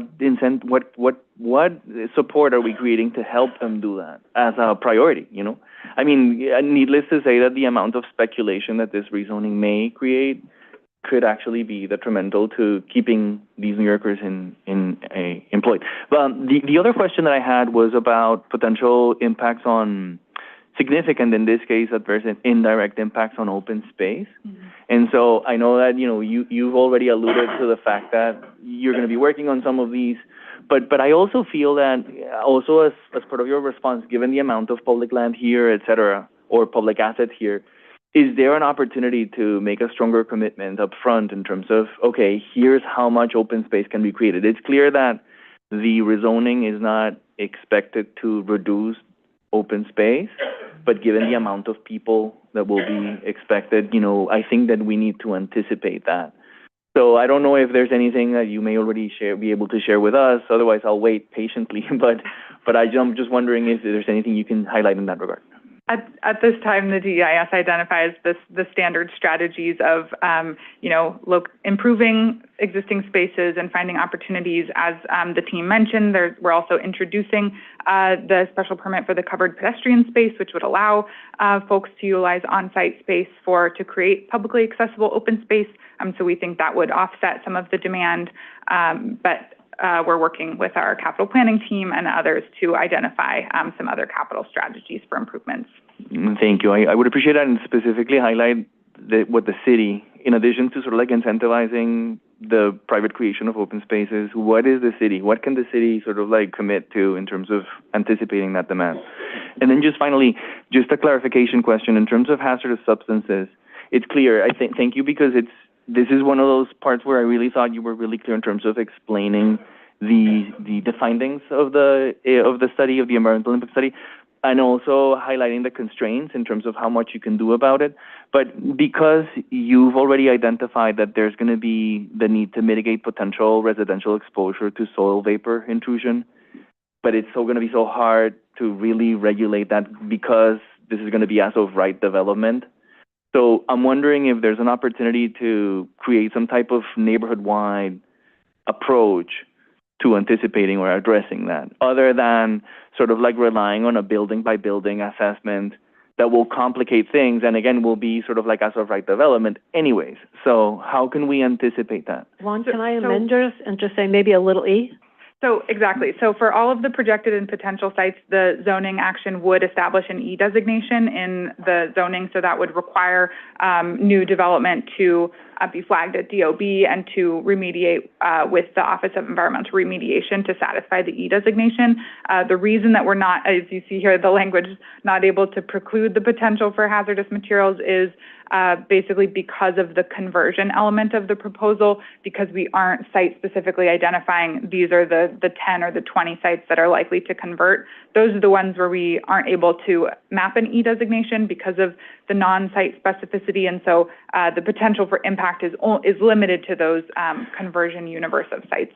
So I think the point is well taken that it would behoove the city to come up with a mechanism, but I just wanted to note that it's a limited universe, and the E designation, as Commissioner Benjamin noted, will be the tool.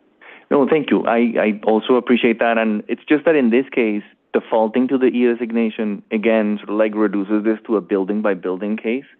And so I'm wondering if there's an opportunity to sort of like anticipate as much as possible and address this on a neighborhood sort of like wide sort of like approach. But I understand your response in that it's just you can't do it at this point. Right, and thank you for the recommendation. We will speak with partners with DEP. I think because the neighborhood, unlike a lot of our neighborhood studies, this area is predominantly built up. There has been soil disturbance and there are existing buildings, and so doing something more broad, I think, would be challenging in this environment just because there are existing foundations, a lot of structures, and a lot of infrastructure beneath the ground. Would you consider some type of sort of like pilot or demonstration project, maybe sort of like along the lines of the industrial retention strategies, or maybe in terms of kind of like how to address some of these new challenges that may sort of like push the boundaries a little bit of, what we can, but also what we can expect but need to mitigate? Mm-hmm. Yeah, thank you for the recommendations. Okay, thanks. Great. Thank you very much, Commissioner. Any other questions? Okay. Seeing none, thank you again to the MSMX team for all of your efforts to date. We appreciate your attention here today, and we'll look forward to picking this back up with you down the line. But for now, this item is certified. Congrats. Thank you. Sarah, let's move on to the next item. The second item on our agenda is a certification of a zoning map amendment, a city map amendment, and a disposition of city-owned property in the Bronx, Community District 10. Our presenter is Stephen Johnson. Hello, Stephen. Hello.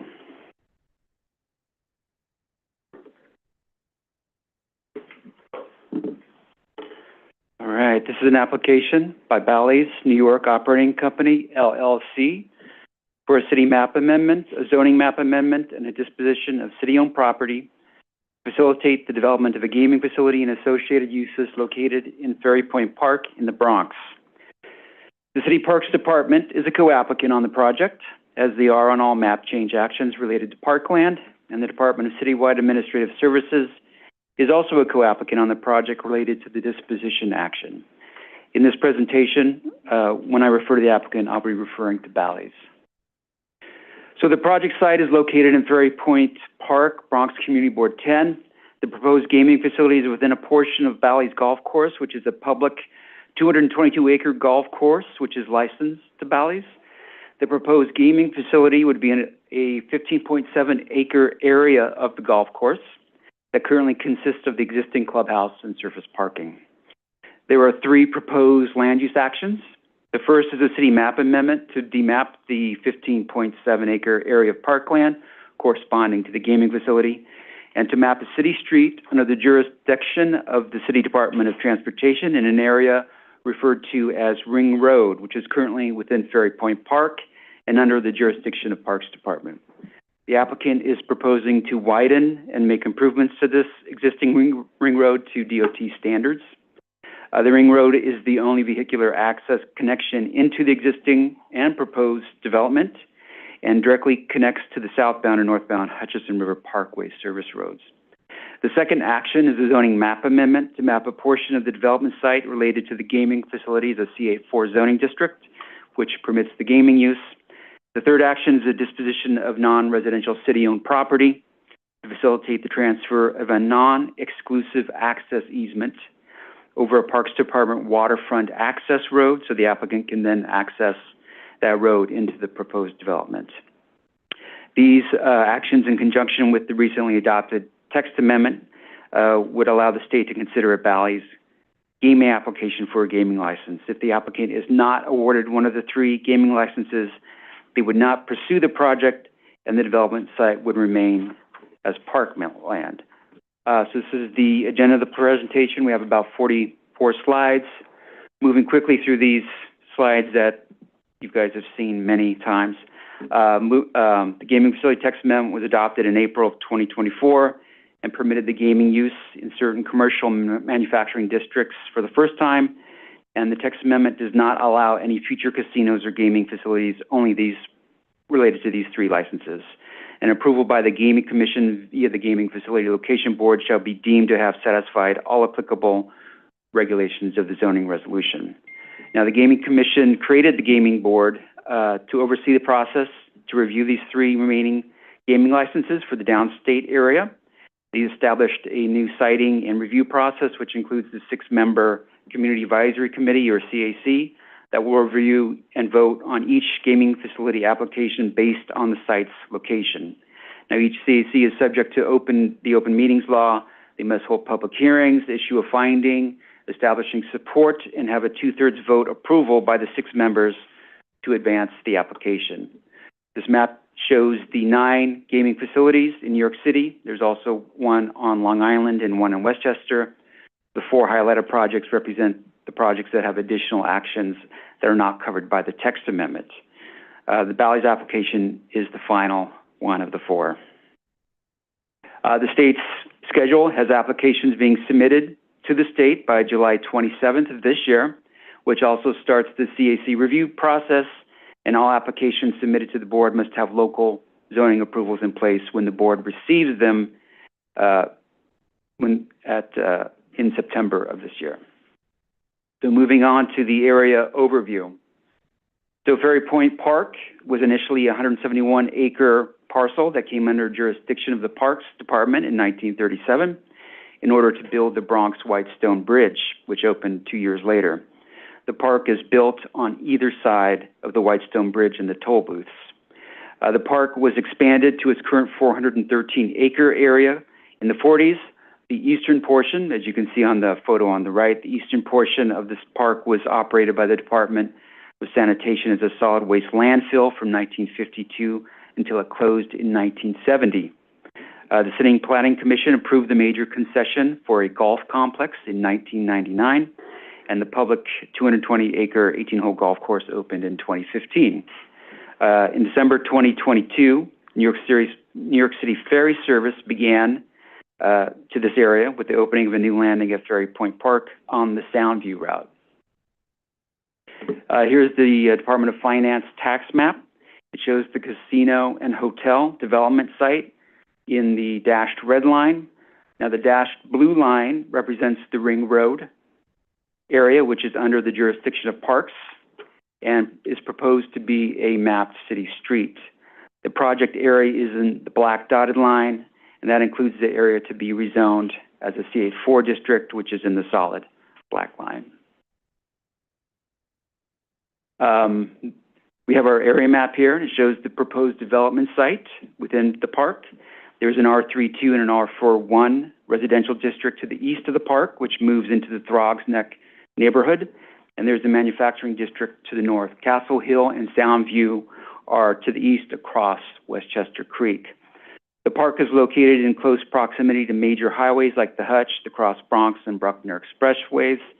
The park is served by the BXM9, the BX5, the Q50, and the Q44 SBS bus lines, which have stops located north of the project area. The closest subway station is the number 6 train, Middletown Road stop, which is over 2 miles to the north. Bally's operates a shuttle bus between this stop and the golf course.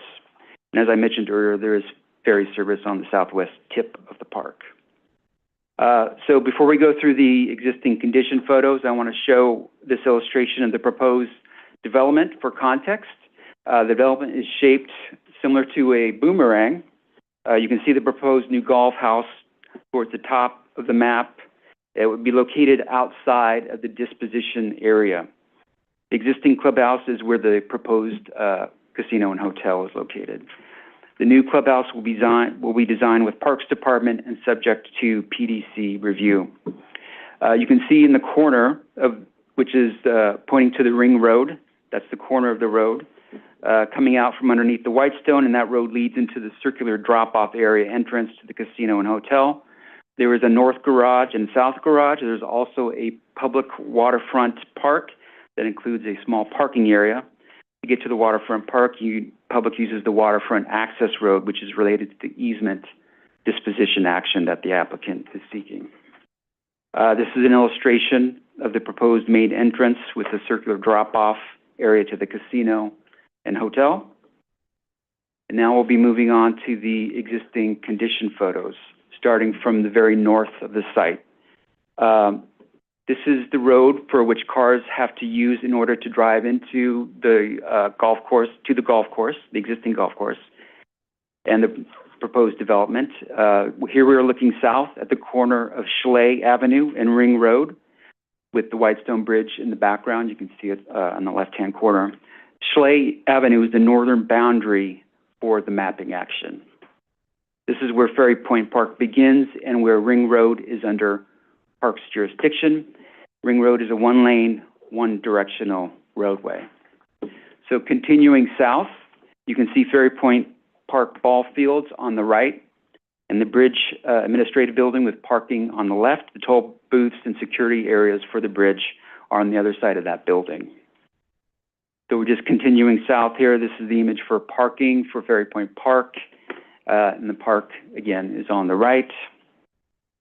And now this photo is where Ring Road starts to loop and go underneath the Whitestone Bridge. Those are ramps that are going up into the bridge. The golf course and clubhouse are on the other side of this bridge ramp, which is right here. So these two images are after you come out of the other side of the bridge and start to turn north on Ring Road. The two photos are basically looking at each other. The top image, looking north, is the entrance into the golf clubhouse and service parking. On the left, you can see that the MTA has an area that they use for vehicles, maintenance, and for a salt dome. The second image is in the opposite direction, looking south, and you can see the clubhouse on the left and the MTA area on the right.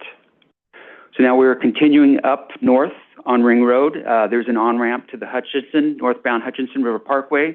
The golf course is on the right. This is approximately where the Parks Department jurisdiction over Ring Road ends, and it already is a city street, mapped city street. And then this photo is about a half-mile north of the previous on-ramp that I was showing. This is where the Hutch Service Road connects to Lafayette Bridge. You can see the overpass there, which is the first opportunity to cross over the Hutch, and this kind of completes the loop of Ring Road. So now moving on to the development site area. These two images are on the southern end of the development site and shows the Parks Department waterfront access road in image 2 on the right, which leads to a small parking area, which is on the left in the photo. And that people go there to go to the waterfront. There's pathways and access to the waterfront there.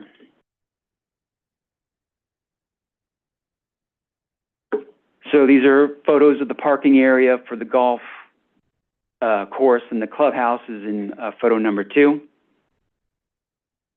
These are just more views of the development site.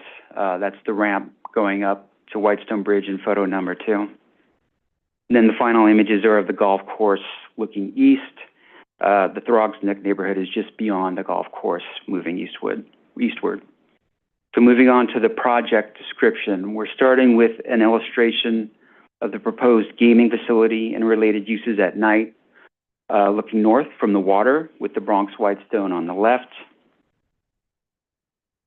The development site in total is approximately 2.55 million square feet with 390,000 square foot casino with 5,100 gaming positions, approximately 170,000 square feet of food, beverage, and retail, 62,000 square foot multi-purpose event center and entertainment venue with 2,000 seats, almost a 500,000 square foot hotel with 23 stories and 500 keys.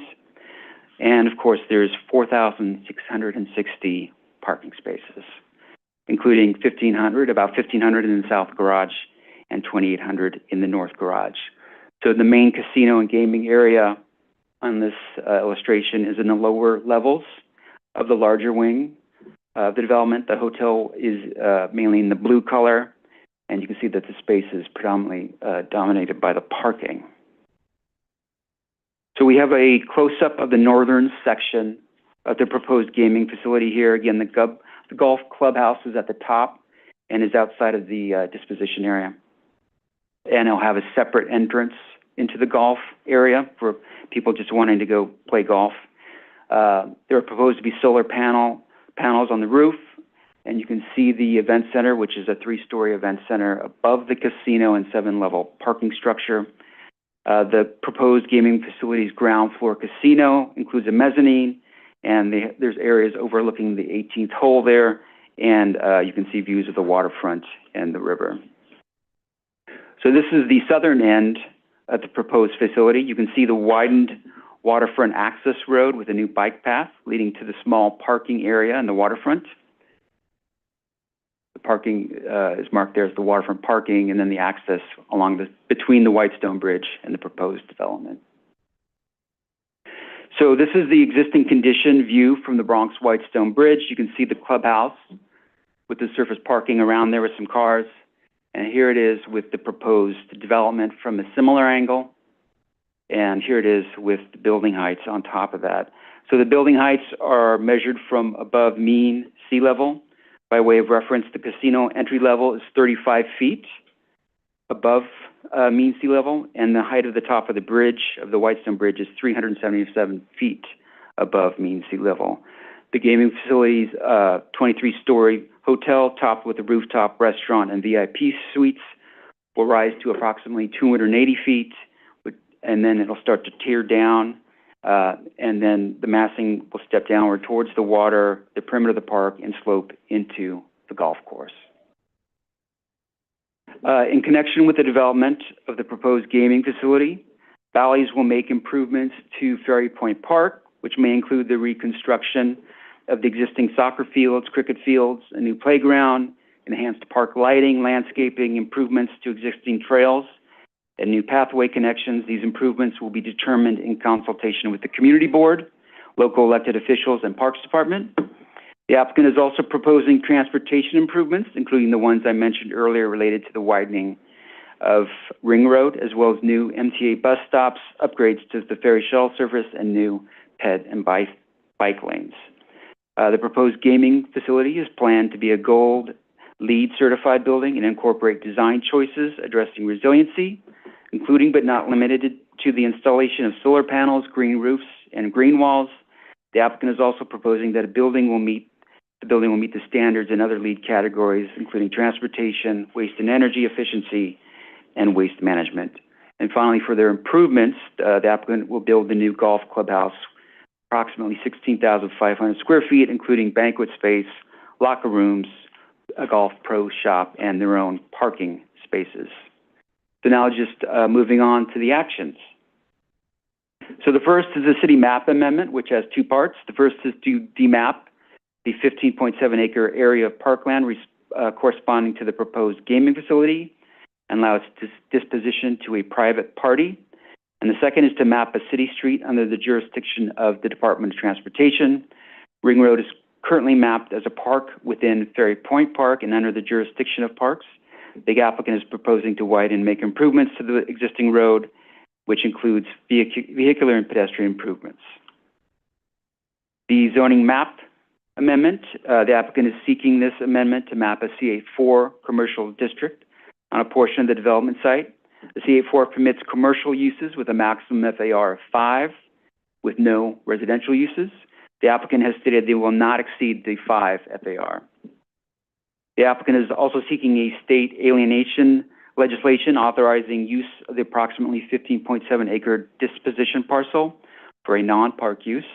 Alienation legislation is also sought for the waterfront roadway, which is approximately a 1.46 acre parcel that will remain under parks jurisdiction. And of course, the applicant is also seeking a gaming license to permit the gaming facility. If Bally's is not awarded the gaming license, the alteration maps would not be filed, and the development site would remain map parkland with the clubhouse and surface parking remaining. So here we have the current zoning map on the left and the proposed on the right, with the C84 outlined in the dotted black line.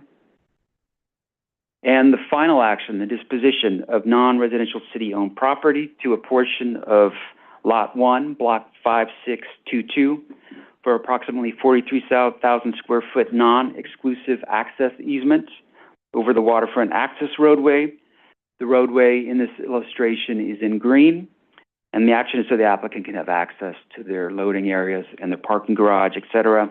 The public, of course, would still have access to the waterfront. So moving on to the RER, the applicant is required to complete a racial equity report because there is a proposed increase in non-residential floor area of at least 200,000 square feet and due to the acquisition or disposition of land to facilitate a non-residential project. The applicant is not proposing any residential development, and in 2020, the census indicates that in the Co-op City, Pelham Bay, Schuylerville area, 39% of the population was Hispanic, 29 identified as Black non-Hispanic, 25 identified as white non-Hispanic, and 4% identified as Asian non-Hispanic. So from 2010 to 2020, the area's total population in this area of Co-op City, Pelham Bay, increased by 8%, which comprised of an increase in the Asian population by 65%, an increase in the Hispanic Latino population by 26%, and an increase in the Black non-Hispanic population by 14%, and a decrease in the white non-Hispanic population by 23%. So the profile of anticipated new jobs for non-residential space with a known tenant includes the entertainment and gambling and hotel industries with 2,175 jobs. The total anticipated permanent jobs is 3,500. Moving on to the environmental slide here, an EIS was conducted with the Mayor's Office of Environmental Coordination as the lead agency. Scoping meeting was held in June of 2024, and the notice of completion for the DEIS was issued in January of this year. The DEIS identifies significant adverse impacts related to shadows, transportation, noise, and construction. Mitigation measures are identified in the DEIS and will be further explored between the DEIS and FEIS. The applicant is seeking the proposed actions in order to pursue the gaming license with the state in the summer and fall of 2025. And again, if Bally's is not awarded a gaming license, the alteration maps would not be filed and the development would remain as mapped parkland. And that concludes my presentation. Great. Thank you very much, Stephen. Just a couple questions from me. So on really the first and the third actions, I think I understand action number 2, mapping C84. On the first one, it is a proposal to demap 15.7 acres of parkland, which corresponds to the footprint of the gaming facility, correct? But there are also some proposed improvements to Ferry Point Park, some transportation improvements, resiliency measures, new golf clubhouse, et cetera. Do any of those components end up compensating for the loss of that 15.7 acres of parkland, or are those just separate considerations here? Some of them would be related to the loss of parkland. I think for this project, as compared to a couple of the other projects, some of those details have not been worked out as much, so they're still in negotiations. And as I mentioned, there's still discussions with the community board and local politicians as to what those improvements would be. But obviously, the city will get as much out of the value as we deserve, and those would go towards improvements that will be directed into that area or other areas for the Parks Department. Okay. And on the demapping of Ring Road from a park road to a street, is that part of the 15.7 acres? That's a separate amount of the 15.7 acres. So it's 15.7 plus this, is that right? And how much?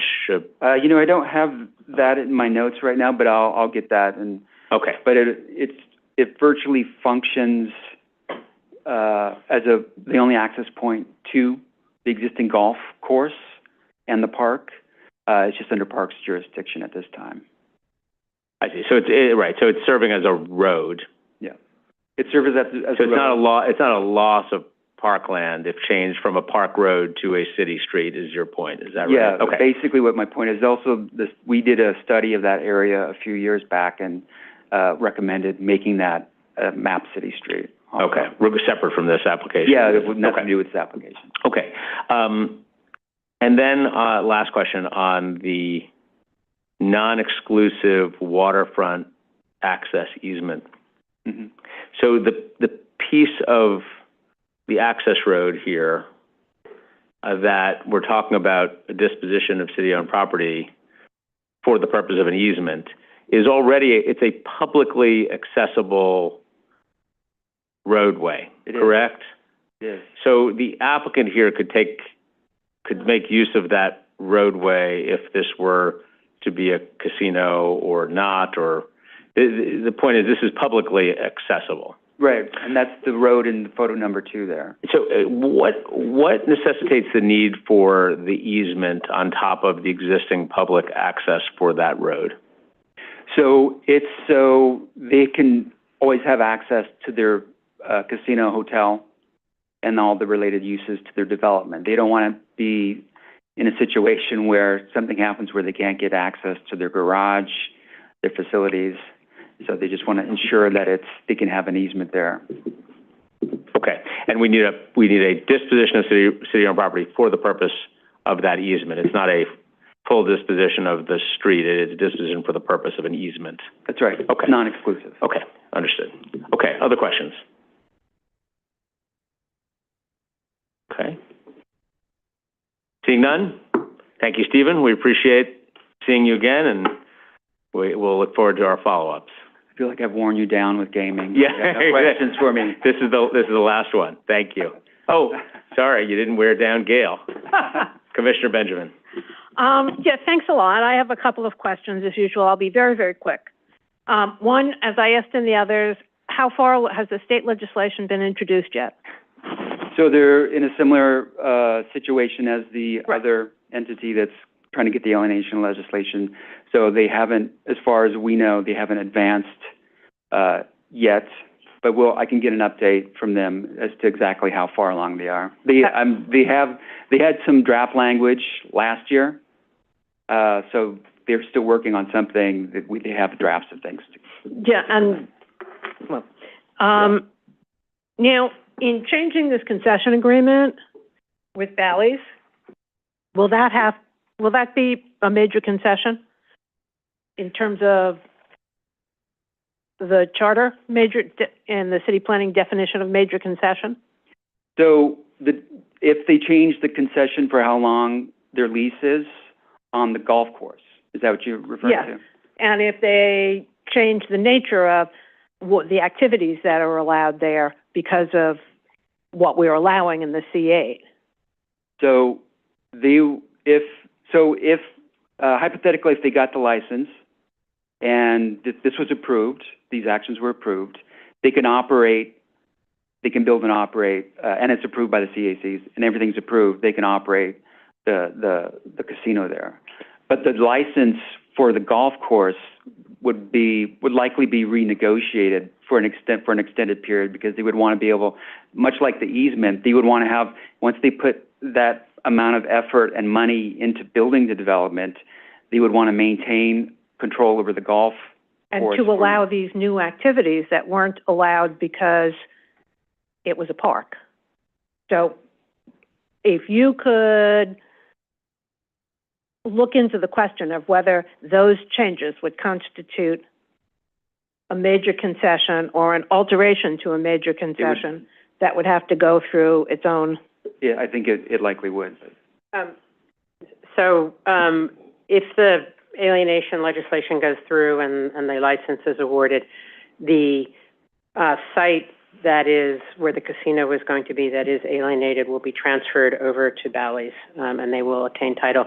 The golf course, it will be essentially removed from the golf course agreement, which they have now with Bally's. Parks and Bally's are talking about what form and how that would precisely be accomplished.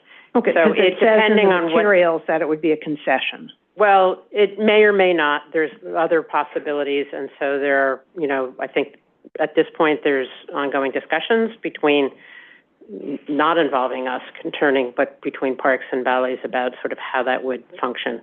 And so there's a couple of options that they're talking about. Whether it comes back to us or not depends on what what are the options that I assume they're discussing doing it as part of the demapping agreement? There's demapping, there's legislation, there's lease, I think it's a concession at this point. It is a concession. Or a franchise, but. It's a concession. Okay. So, and we're not participating in those conversations, the how that will play out, the term, the conditions. But wouldn't all that have to be done before the CAC could consider it? No, because what the CAC is considering is, it won't have to be accomplished because it's the non-gaming facility aspects of the golf course, not the gaming facility. Well, except whatever the agreement is going to be and whatever form that those discussions take for the property that will constitute the gaming facility, wouldn't those discussions have to be finished? No, because the property that constitutes the gaming facilities will in any event not be part of those discussions, because that will be conveyed, everything else happening, that would be conveyed to Bally's directly, and the golf course and any conversations between Bally's and the Parks Department about the golf course, what the form will be, what the term will be, will exclude the gaming facility. And right now there's about, I don't know precisely, there's more than a decade left on the existing agreement, so there's some time. Right, but removing the gaming facility from the current concession, wouldn't that require the FCRC approval? No, because it's part of the legislation that authorizes it, the state legislation, and therefore that does not need to be resolved before the CAC process. But does it have to go to the FCRC? So it depends on what the form is that Parks and Bally's ultimately reaches, or what agreements how they decide to proceed on the golf course. And again, I don't know that that's decided or not decided at this point. I do know that we're not really participating in those discussions because it's about that. So whether it goes to the FCRC or not, I think we need to understand what Parks and Bally's are talking about, and I don't think those discussions are like at a point where there's an answer to that question. Okay, well, if you would let Bally's know that the answer to that question is of serious interest to... Hold it, yeah. We're not for now, though, but we'll give you a chance in this process, but hold it for now. Yeah, okay. All right. If I may also... Go ahead. Stephen Leonard from Technical Review. You had mentioned that the golf course would be affected by the C84 that's mapped, but if anything that remains in the park that's outside of the demapping area won't have any different status under zoning or under parks regulations, it's still going to be mapped parkland. So the golf course will be unaffected by these land use. I mean, other than the development of the casino but in terms of from regulatory perspective, and some of the parking that's going to be moved. Right. Physically, there will be changes, right, but regulatorily, it will be under the same rules as it is today. As I said, so I'd like to understand the current arrangement in the concession that Bally's got from the Trump people, and that the Parks Department had approved, and how that arrangement is altered by the arrangements we might be approving here. Understood. Okay. Got it. Thank you. Thanks, Commissioner. Okay, this item is certified. Thank you very much. Thanks, Stephen. Okay, Sarah, let's talk about what's next. The third item on our agenda is a certification of a zoning map and zoning text amendments in Brooklyn Community District 2. Our presenter is Amrita Mahesh. Hello. Good afternoon, Commissioners. Good afternoon.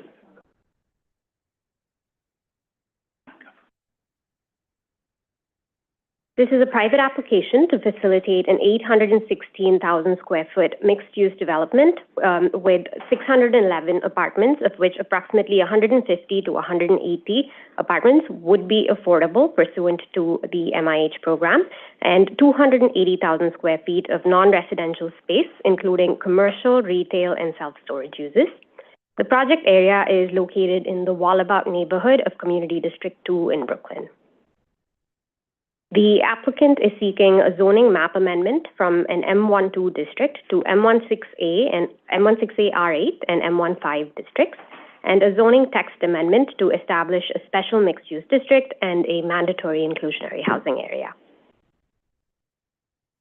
The Wallabout neighborhood is located between Flushing Avenue and Park Avenue and was split off from the Fort Greene and Clinton Hill neighborhoods after the construction of the elevated Brooklyn-Queens Expressway in the 1960s. It is located immediately to the south of the Brooklyn Navy Yard Industrial Campus, which occupies 300 acres along the Brooklyn waterfront and is home to 400-plus diverse businesses, primarily operating in the industrial and creative sectors. The project area is a full block site bounded by Flushing Avenue and Park Avenue between Hall Street and Ryerson Street. At the eastern edge of the neighborhood near the project area, the built context consists of 6 to 10-story loft and warehouse buildings, residential conversions, and 1 to 2-story commercial and industrial buildings. Residences, community facilities, and a mix of other uses, including retail uses, are scattered throughout in buildings ranging between 2 and 7 stories. The South Williamsburg neighborhood, further to the east and northeast, is predominantly residential and mixed use in character. The mixed-income Navy Green development sits at the center of the neighborhood and includes nearly 500 homes in 3 to 12-story buildings with ground-floor commercial and community facility space. New York City Housing Authority's NYCHA, Ingersoll, Whitman, and Whitman houses to the southwest include residential towers amidst open space and recreational areas. At the western edge of the neighborhood are 2 to 4-story row homes and a 13-story tower in the park residential development, as well as the nearly 11-acre Commodore Barry Park, built in 1836, the oldest park in Brooklyn.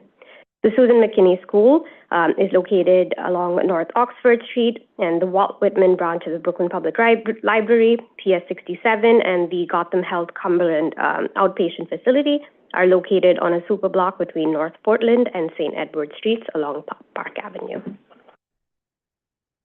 The project area has access to multiple, one moment. As noted earlier, the surrounding area features a robust mix of uses in a range of building typologies. Mixed-use buildings and walk-up residential buildings are common. Industrial uses are interspersed throughout and are largely consist of self-storage uses and some warehouse and distribution uses. Auto uses also exist but are concentrated in certain areas such as by Steuben Park and along parts of Clinton Avenue and Park Avenue. The area below the 6-lane BQE along Park Avenue is primarily used as open storage and private vehicle parking. The majority of the Wallabout neighborhood is mapped with an M12 light industrial district. M12 districts allow for a variety of enclosed manufacturing, industrial, and commercial uses up to an FAR of 2, and some community facility uses up to 4.8 FAR. M12 also allows for a structure to rise 60 feet or 4 stories before setting back within a sky exposure plane. M12 districts impose parking and loading requirements that vary by requirement category. Areas to the west and south are mapped with a medium-density R6 district, and Block 2033 between Vanderbilt and Claremont Avenues is mapped with R7D and R8 medium-density residential districts with a C24 commercial overlay. C24 districts allow a range of local serving commercial and retail and service uses. The Brooklyn Navy Yard is mapped with a range of light, medium, and heavy industrial districts, including M12, M14, M21, and M31 districts, and is subject to additional regulations concerning use, bulk, streetscape, open space, parking and loading, and other waterfront regulations established by the special Brooklyn Navy Yard district adopted in 2021. Recent land use actions in the area include the HPD-led Navy Green rezoning mentioned earlier, which was adopted in 2009 and facilitated the redevelopment of a former city-owned site with mixed-income housing, retail, and community facility uses. In 2018, the 205 Park Avenue rezoning was adopted to include the Park Avenue frontage of the same block and has been developed with a 9-story, 70-unit apartment building. Additionally, residential conversions of existing structures have also occurred, including examples such as the 275 Park Avenue development pursuant to the last law. The special Brooklyn Navy Yard district was adopted in 2021 to facilitate the implementation of the Yard's master plan, which envisions new development to accommodate an increase in employment to 30,000 employees by 2030 and to enhance industrial operations, while further integrating the Navy Yard with the surrounding community. The special district facilitates these goals of creating nearly 4.6 million square feet of development and 4 acres of public open space concentrated in 3 areas along the perimeter of the campus, allowing the Navy Yard to achieve a total of 11 million square feet of space at full build-out.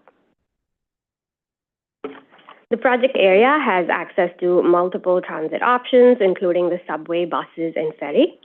The closest subway station is located 4 blocks south of the project area at Clinton and Washington Avenue, servicing the G subway line, a roughly 15-minute walk.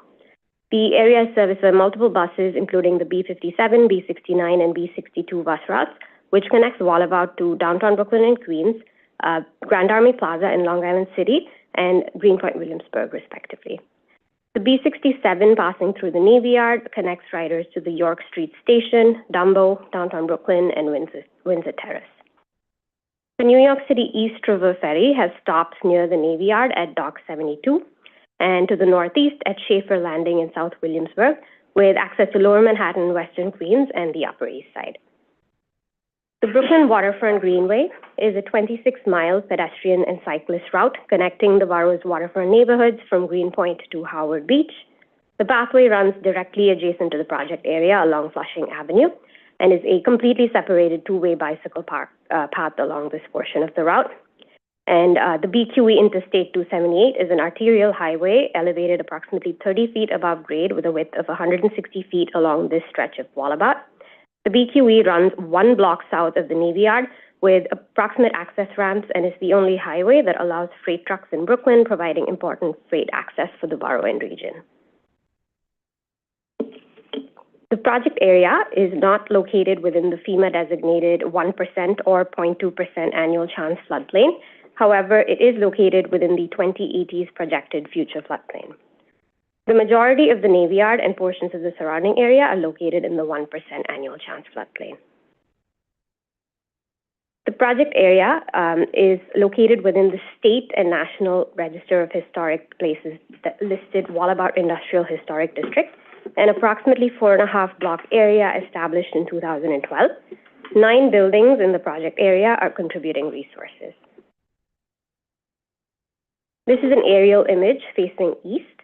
The development site is improved with 10 existing former manufacturing buildings, buildings A through J, that were constructed between the late 1880s and the 1920s. They range in height from 1 to 9 stories. In total, the existing buildings contain approximately 532,000 square feet of zoning floor area, or 4.68 FAR, and are overbuilt. The development site was licensed by the New York City Health and Hospitals Corporation for temporarily operating a Humanitarian Emergency Response and Relief Center, or HERC. The HERC facility is slated to close by summer 2025. All of the buildings on the development site are in use by the HERC, except for portions of Building I along Hall Street. Approximately 3,000 square feet of commercial space is currently in use, and 11,000 square feet of ground floor retail space is currently vacant. Unknown caller. Here are some street views of the project area. This is a view along Park Avenue and Hall Street, looking east towards buildings E and D in the foreground. This is a view along Park Avenue, looking west. This portion of Park Avenue has 2 travel lanes and a parking lane along the project site frontage. This is a view of the mid-block conditions along Hall Street, looking south, with some of the smaller loft structures in the project area to the left of the image. And this is a view of Flushing Avenue, looking east at existing buildings A and J. And this is another view of Flushing Avenue, looking west. Flushing Avenue is a local truck route. The protected bike lane part of the Brooklyn Greenway is also seen here. And this is a view of the mid-block conditions along Ryerson Street, looking south. The proposed development would include conversions and adaptive reuse of 8 existing buildings and demolition of 2 structures, buildings A and J along Flushing Avenue, to allow for an infill new development. The new mixed-use building would be located along the short end of the block on Flushing Avenue and would contain approximately 393,000 square feet of floor area, with approximately 381,000 square feet of residential uses and 12,000 square feet of retail uses. It would provide 464 new units, including approximately 116 to 139 permanently affordable housing units in accordance with MIH requirements. Building B, a 9-story structure along Ryerson Street, would be converted to a residential building containing approximately 154,000 square feet of floor area. It would include approximately 147 units, 37 to 44 of which would be pursuant to MIH. The first 2 floors of Building B would be occupied by the proposed accessory parking facility with a capacity of approximately 60 spaces. Existing buildings C and D, located at the corner of Ryerson Street and Park Avenue and Hall Street, are 9-story buildings that would be renovated to accommodate a 156,000 square foot self-storage facility. The existing 1-story building E would be renovated to provide 2,900 square feet of retail space, and buildings F, G, H, and I, 4 buildings at the mid-block of the development site with frontage on Hall Street, totaling approximately 108,000 square feet, would be renovated to provide retail on the ground floor and office, maker, studio spaces on the upper levels. These spaces would include white box spaces, pre-built spaces, and maker studios that would cater to smaller commercial tenants. Retail uses are envisioned on the ground floors of the non-residential buildings along Hall Street and along Flushing Avenue. Flushing Avenue would also include the entrance to the residential lobby for Building A. The proposed accessory parking facility would be accessed via an existing curb cut on Ryerson Street. An enclosed loading berth would also be provided with access along Ryerson Street, And building A would also include a loading berth as well with access along Ryerson Street. And self-storage uses would occupy the ground floor portions along Park Avenue. The courtyard would be landscaped for use by residents and visitors. This is a rendered elevation of the proposed development as seen from the Hall Street frontage. And this is a pedestrian perspective of the proposed development, also along the Hall Street frontage, illustrating the envisioned mix of adaptive reuse and new construction strategies. The applicant is proposing to rezone the project area from an M12 district to an M16A R8 district and M15 districts. The M16A R8 district is a mixed-use district that would permit a maximum residential FAR of 7.2 with MIH, community facility FAR of 6.5 for zoning lots with mixed-use buildings, and a commercial and manufacturing FAR of 8. The applicable height and setback regulations for mixed buildings in the M16A R8 districts are the height and setback regulations applicable in the M16A district, which would permit a maximum base height of 155 feet and a maximum building height of 245 feet and up to approximately 306 feet for zoning lots greater than 20,000 square feet.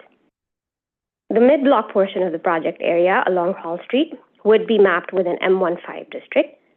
The proposed M15 district permits a maximum FAR of 5 for commercial and manufacturing uses and 6.5 for community facility uses.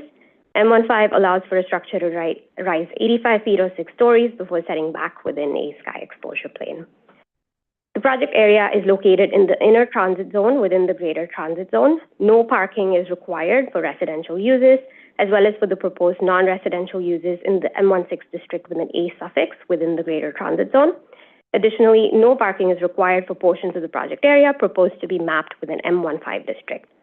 Requirements for loading and specified dimensions for types of berths differ according to square footage and type of use. The applicant is seeking to create a new special mixed-use MX27 district in Wallabout.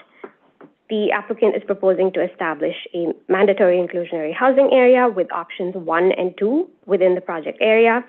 Option 1 requires 25% of the residential floor area to be set aside at incomes averaging 60% AMI, with a minimum of 10% to be affordable at 40% AMI, and option 2 requires 30% of residential floor area to be set aside at incomes averaging 80% AMI. Pursuant to Local Law 78 of 2021, this application requires a racial equity report because it would increase the permitted non-residential floor area by at least 200,000 square feet and a residential floor area by at least 50,000 square feet.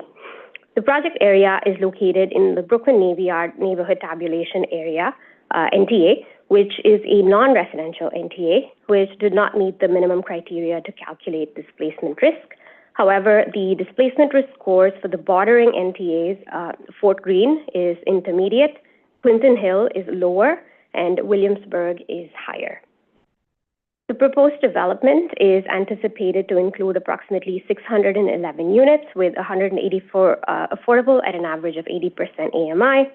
The income of households occupying the proposed affordable units is estimated to be within the range of $65,000 to $196,000, and monthly rent would be approximately between $1,600 and $4,900. The project area is located in the Brooklyn Heights and Fort Greene public use microdata area.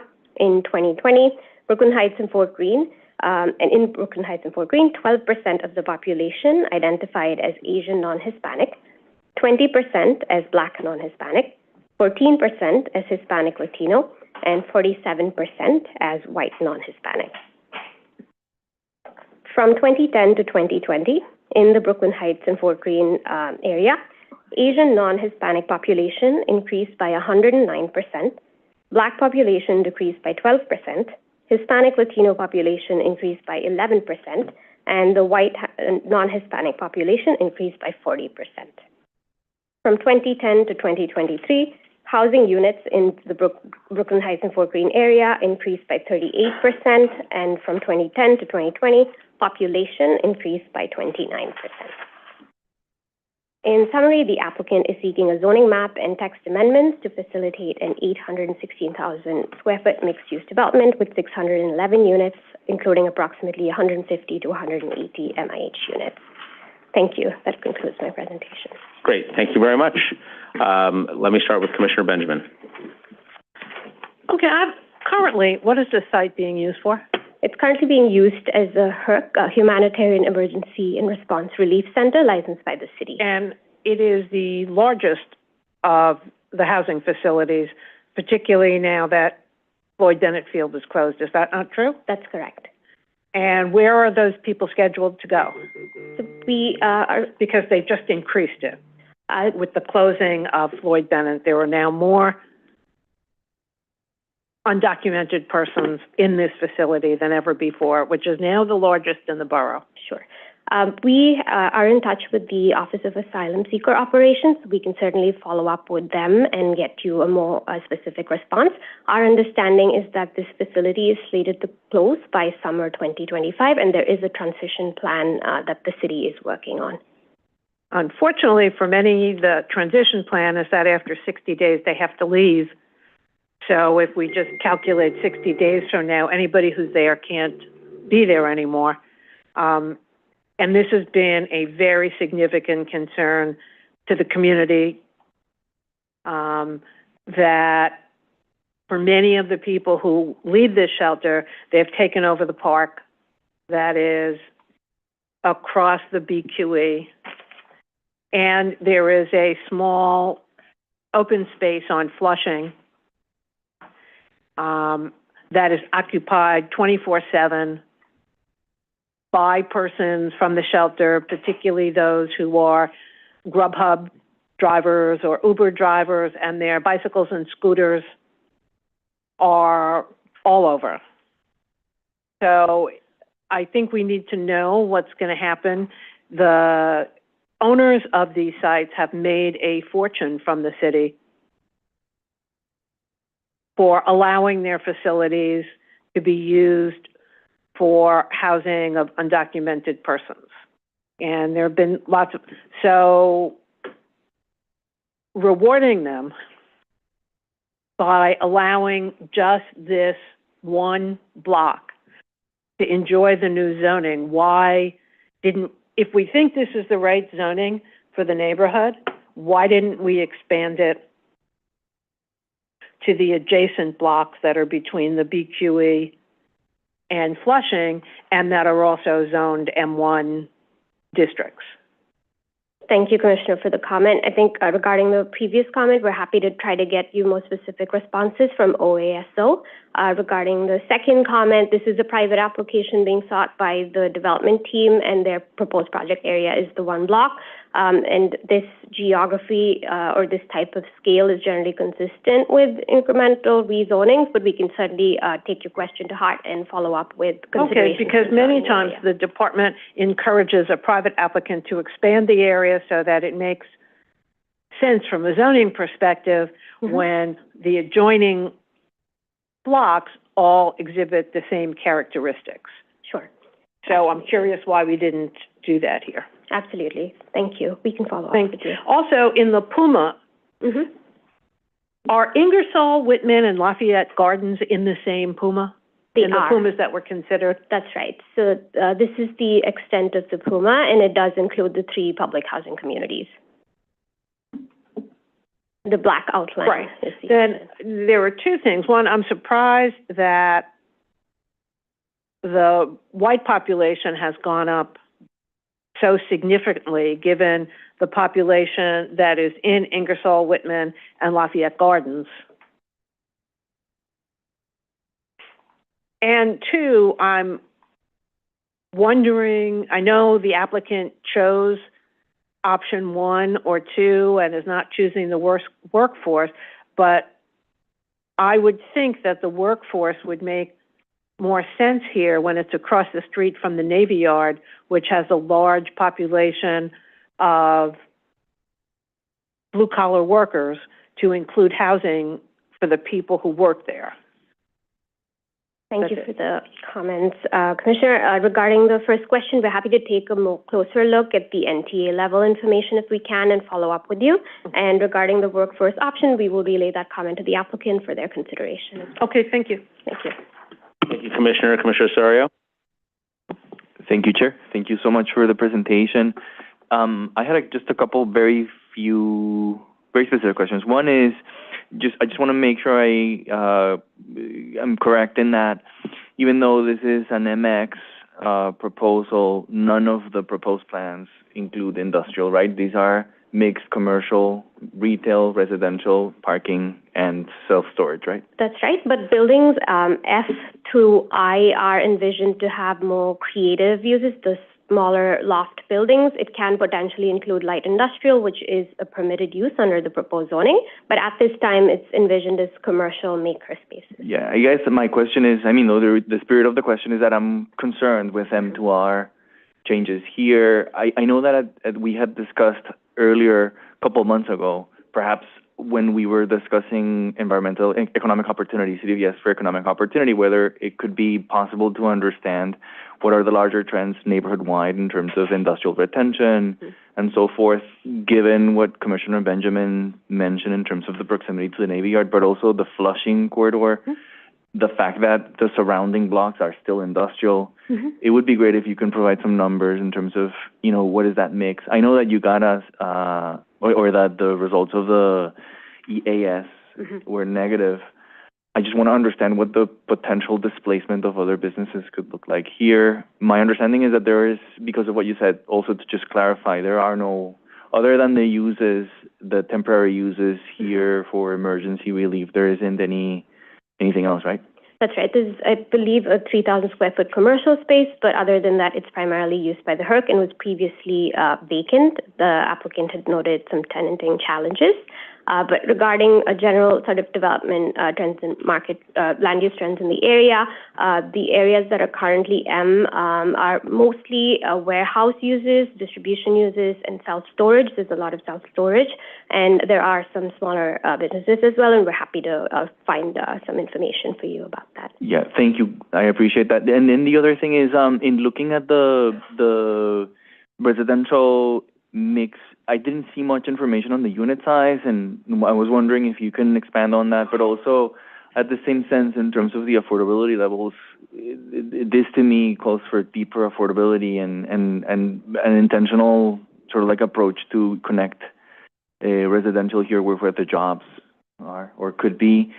Again, the comment that I made earlier in terms of connecting this intentionally with what is a larger land use policy for industrial retention would be very helpful. Absolutely. Thank you, Commissioner. On the topic of industrial retention, I think the department is kind of keeping in mind the proximity to the Brooklyn Navy Yard as well, where there is a concerted effort to expand the yard and provide subsidized space for industrial growth and retention, and thinking about the larger geography in the context of the planned growth of nearly 4.6 million spaces.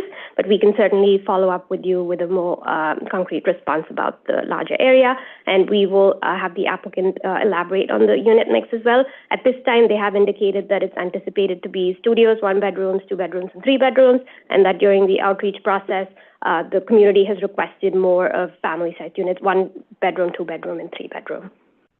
Thank you. I would appreciate that. Thank you. Thank you, Commissioner. Commissioner Kermani? Thank you, Chair. Thank you for the presentation. And just want to align my questions with Commissioner Benjamin's and Commissioner Osorio's on the affordability and the PUMA. I know that and offer this, I know that in this particular neighborhood I'm very familiar with it, that public housing and the income there, it's almost like I think when we look deeper into the PUMA, it's like a barbell diagram where there's very low income on one end, very high income on the other, and it actually brings the average income up. That really, we've talked about this among us in session before, that it really does shape how we are defining affordability, and I think we need to have a deeper conversation about it. So that's not necessarily a question, and I apologize, but just something that I feel very strongly about. It's not real. The affordability is not real. Thank you for the comment, Commissioner, and we can certainly relay this to the applicant and have them elaborate on their exact mix and affordability considerations. Thank you. Thank you, Commissioner. Commissioner Mann? Sorry to keep us going here, but one last question for me. Has the Brooklyn office or department thought about just a planning framework for the Wallabout area? Because it feels like it's crying out for one, BQE on one side, South Williamsburg on the other, and just developing a strategy for the area rather than having these sites one by one get rezoned. Absolutely. I think it's definitely an area, as you pointed out, has the characteristics that needs a further look. I'll defer to Alex on some specifics. Sure. And so thank you for the question and completely agree. We've been attempting to kickstart a study for this area. It includes the Wallabout portion above the BQE, east towards Broadway Triangle, and the M areas in that area. It's focused on a community development block grant focused on resiliency and flooding, particularly stormwater.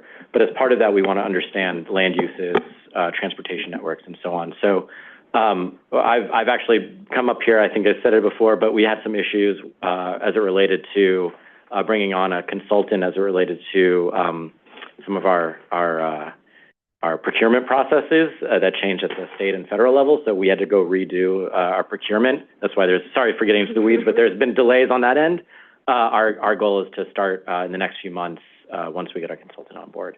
So we are thinking about this area, definitely agree with you on that, and think that there can be a balance here of different uses as long as we take into consideration all the resiliency, the affordability concerns, and transportation network. And just one follow-up there. I think this may be to the applicant, not so much to the department, but it'd be great to get the Navy Yard's perspective on these applications. And so I don't know if they've had a chance to really review this and understand how it dovetails with their long-term planning. Absolutely. I believe they have done some preliminary outreach, but we can certainly have the applicant elaborate on their conversations with the Yard. Great. Thank you. Thank you. Thank you, Commissioner. Any other questions? Okay, thank you. This item is certified. Thank you very much. Okay, let's move on to the next item, some post referrals. The fourth item on our agenda is a non-ULURP post-referral review of a zoning authorization in the Bronx Community District 9. Our presenter is Cesar Delgado. Good afternoon, Commissioners. Good afternoon. This is a post-referral presentation of the 1460 and 1480 Sheridan Boulevard waterfront application. Next slide.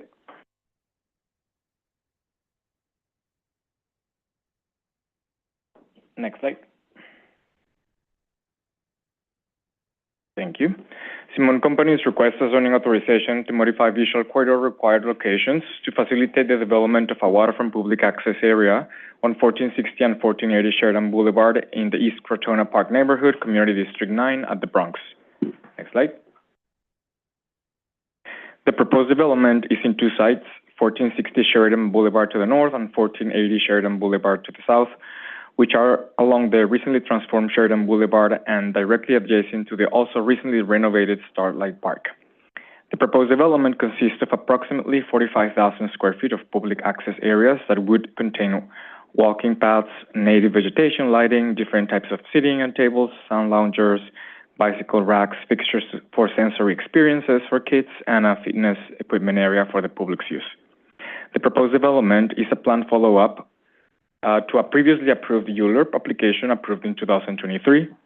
Back then, the applicant requested a rezoning and the designation of a mandatory inclusionary housing area. Those actions were to facilitate 3 new 24-story mixed residential and commercial buildings with approximately 800,000 square feet floor area, including 970 units, 21,000 square feet of commercial space, and 100 parking spaces. Next slide. Development Site 1, 1460 Sheridan Boulevard, will be developed with approximately 25,000 square feet of water and public access areas and upland connections. It will have a direct connection to Starlight Park, adjacency to retail space with opportunity to spill out with seating on tables and an area with exercise equipment, river lookout platforms, and playful sensorial fixtures distributed throughout the site.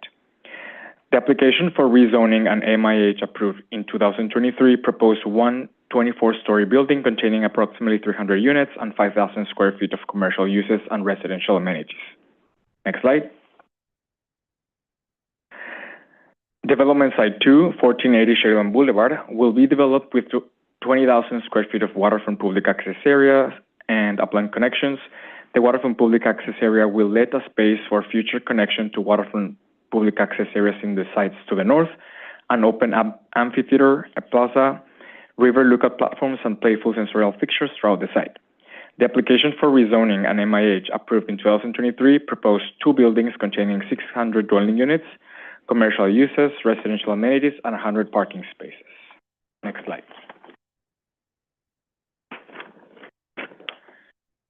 In order to facilitate these waterfront public access areas, the applicant is requesting a zoning authorization pursuant to Zoning Resolution Section 62A22 to modify visual corridors established as required per Section 62511 of the zoning resolution.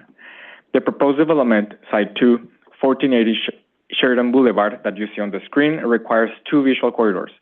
Adjustments to the visual corridor requirements are being pursued in order to address the unique size and location of the lot in relation to the waterfront and be able to optimize the space to provide the pursued amount of housing. As described in the graphic on the screen, the proposed visual corridor 1, while it is 70 feet wide and complies with width requirements, it does not align with the prolongation of Jennings Street. The proposed visual corridor 2 intersects the shoreline at a 28-degree angle rather than the 45 degrees that is required to. The proposed modifications to the required visual corridors will provide equivalent public space and enjoyment of the waterfront and views to the water from the upland streets. Next slide.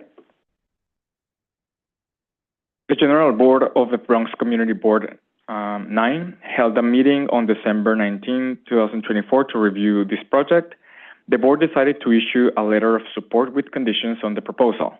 The conditions in the letter read as follows.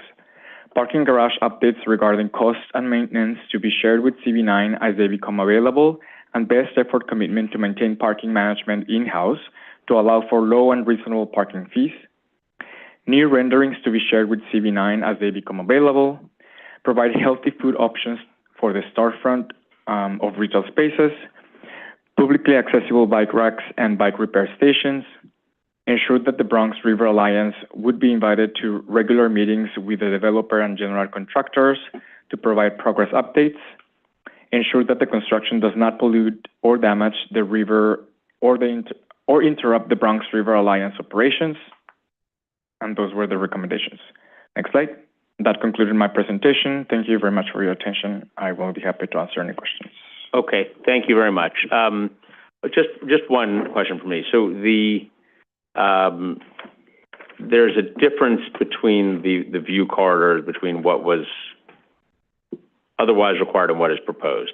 Can you just talk a little bit about what the impact would be, what the consequence, if any, would be to somebody who is walking by or trying to experience that view corridor? Just if you could talk about that for just another minute. Yeah, it is important to say that it is common for these type of situations when we have sites that are irregular or not very large in width, and the applicant is providing the minimum widths, and it's providing the widths that are required and just tweaking a little bit the orientation, and won't really impact other than views from the upland streets, but it's not very significant compared to the fact that they are providing very high quality open space, and they work together with us and parks to provide a very programmatical waterfront public access area with different seating spaces and different good characteristics for the community. Thank you. Commissioner Marin? Sure. I just wanted to piggyback on that because I do respect and I appreciate the response that you provided, Cesar. But the purpose of the view corridor was not for more green amenities and more park space. It was for the upland connectors to be able to see what's going on. So I question, I understand the effort is laudable, and I do appreciate it, but I don't think that we're getting from this view corridor what was intended. And I just need to put that statement out there. Thank you, Commissioner. Thank you. Anybody else on this one? Okay, we'll schedule this one for a vote, 2 weeks. Thank you very much. Thank you. As always. The fifth item on our agenda is a non-ULURP post-referral review for an authorization in Manhattan Community District 7. Our presenter is Ben Huff. All right, Ben, welcome. Good afternoon, Commissioners. So this is a private application for parking within the Manhattan core. Oh, presentation is not up yet.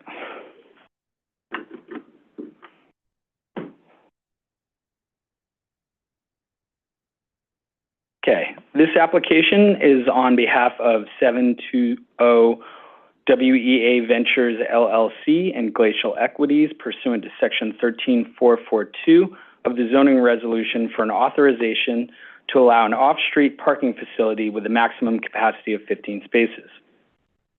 The proposed parking facility would be located within an existing 15-story building located at 720 West End Avenue in the Upper West Side area of Manhattan Community District 7.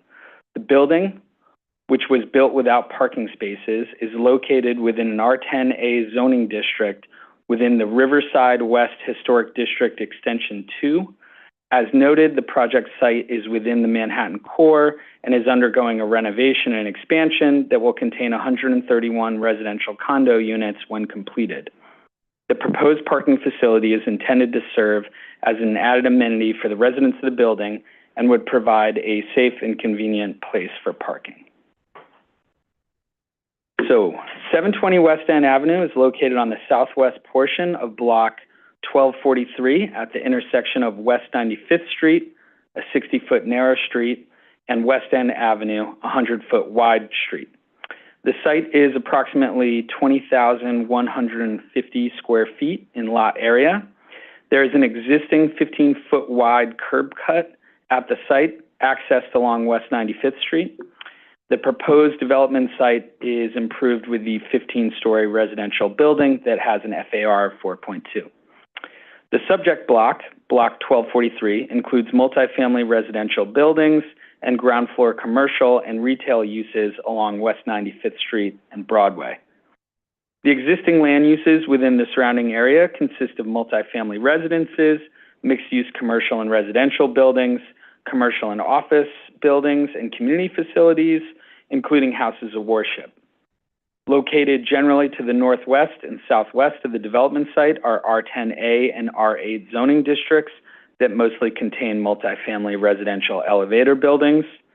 Located to the northeast and southeast of the development site are C46A, C28, R10A, R9A, R8, R9, EC3, and EC2 zoning districts, which contain a mixed-use commercial and residential and commercial and office buildings. Most of the ground floor commercial contains local retail. The Peter J. Sharp Theater and Symphony Space is located just south of the proposed development site on Block 1242. 1 block west of the development site is Riverside Park, located along the Hudson River. The park includes a variety of passive and active spaces, including sports courts and fields, a skate park, the Manhattan Waterfront Greenway path for pedestrian and bicyclists, a public marina, and New York State trails. The proposed development site is well served by public transportation. The MTA 96th Street subway stop, serving the 1, 2, and 3 lines, is located along Broadway, directly across from the subject block. The MTA M96 and M106 bus lines run east-west along West 96th Street with a stop located north of the proposed development site at the corner of West End Avenue. The M96 provides crosstown service from West End Avenue to First Avenue, and the M106 provides crosstown service from West End Avenue to the FDR Drive. The MTA M104 bus line runs north-south along Broadway with a stop located south of the proposed development site at West 94th Street and provides service from West Harlem to Times Square. The MTA M7 and M11 bus lines run north-south along Amsterdam Avenue. The M7 provides service from Harlem to 14th Street, and the M11 provides service from the Riverbank Park Harlem to the West Village. The existing building was developed in 1927 as an apartment hotel without parking. Adjacent to the building was an empty lot. 7 accessory parking spaces were added in conjunction with the temporary certificate of occupancy in 1968 and repeated in the permanent certificate of occupancies issued in 1971 and again in 1975, which is the most recently issued certificate of occupancy. This lot used for accessory parking had a 15-foot curb cut. As part of the redevelopment, it will now contain an extension of the main building. That's that sort of white building to the right of the large brick one. In 1984, the proposed development site and general surrounding area were subject to the West Side Highway Density Columbus and Amsterdam Avenue zoning map amendment and zoning text amendment actions, which rezoned the area from West 59th Street and West 86th Street, Central Park West, and the Hudson River to ensure that new construction would be compatible with the existing built context while not unduly restricting development potential. The action rezoned the proposed development site from an R10 zoning district to the current R10A zoning district. In 2012, the east side of the subject block and general surrounding area were subject to the Upper West Side Special Enhanced Commercial District zoning map amendment and zoning text amendment actions, which established and mapped the Special Upper West Side Enhanced Commercial District, or EC2, along 77 blocks of Amsterdam and Columbus Avenues, and the Special Upper West Side Enhanced Commercial District 3 along 73 blocks of Broadway within Manhattan Community Board 7. The general goals of these enhanced districts include, among others, the promotion and maintenance of a lively and engaging pedestrian experience along commercial avenues. In 2017, the building was sold by the Salvation Army to a developer who sold to the current applicant. In 2018, the applicant received landmarks approval for the redevelopment. The applicant filed a ZRD1 with the Department of Buildings establishing the existing 7 accessory parking spaces, which was approved by the Department of Buildings in December 2022. On this slide are some photos of the site as it stands today. The photo on the left is of the project site looking from West End Avenue between West 95th and West 96th Street. As you can see, the site is currently covered in scaffolding as it's undergoing its renovation. On the right is the site looking north from West 95th Street. Before I discuss the parking facility operations, I just want to show rendering cross-section of the redeveloped building. As I discussed, the building is undergoing a renovation into 131 residential condos. The requested authorization is for the inclusion of a total of 15 off-street parking spaces in the existing building, 720 West End Avenue on the left. The redevelopment includes an extension over the previous parking lot, which again is the white building in the center. The self-parking garage will have a car lift that will be accessed by a 12-foot wide curb cut.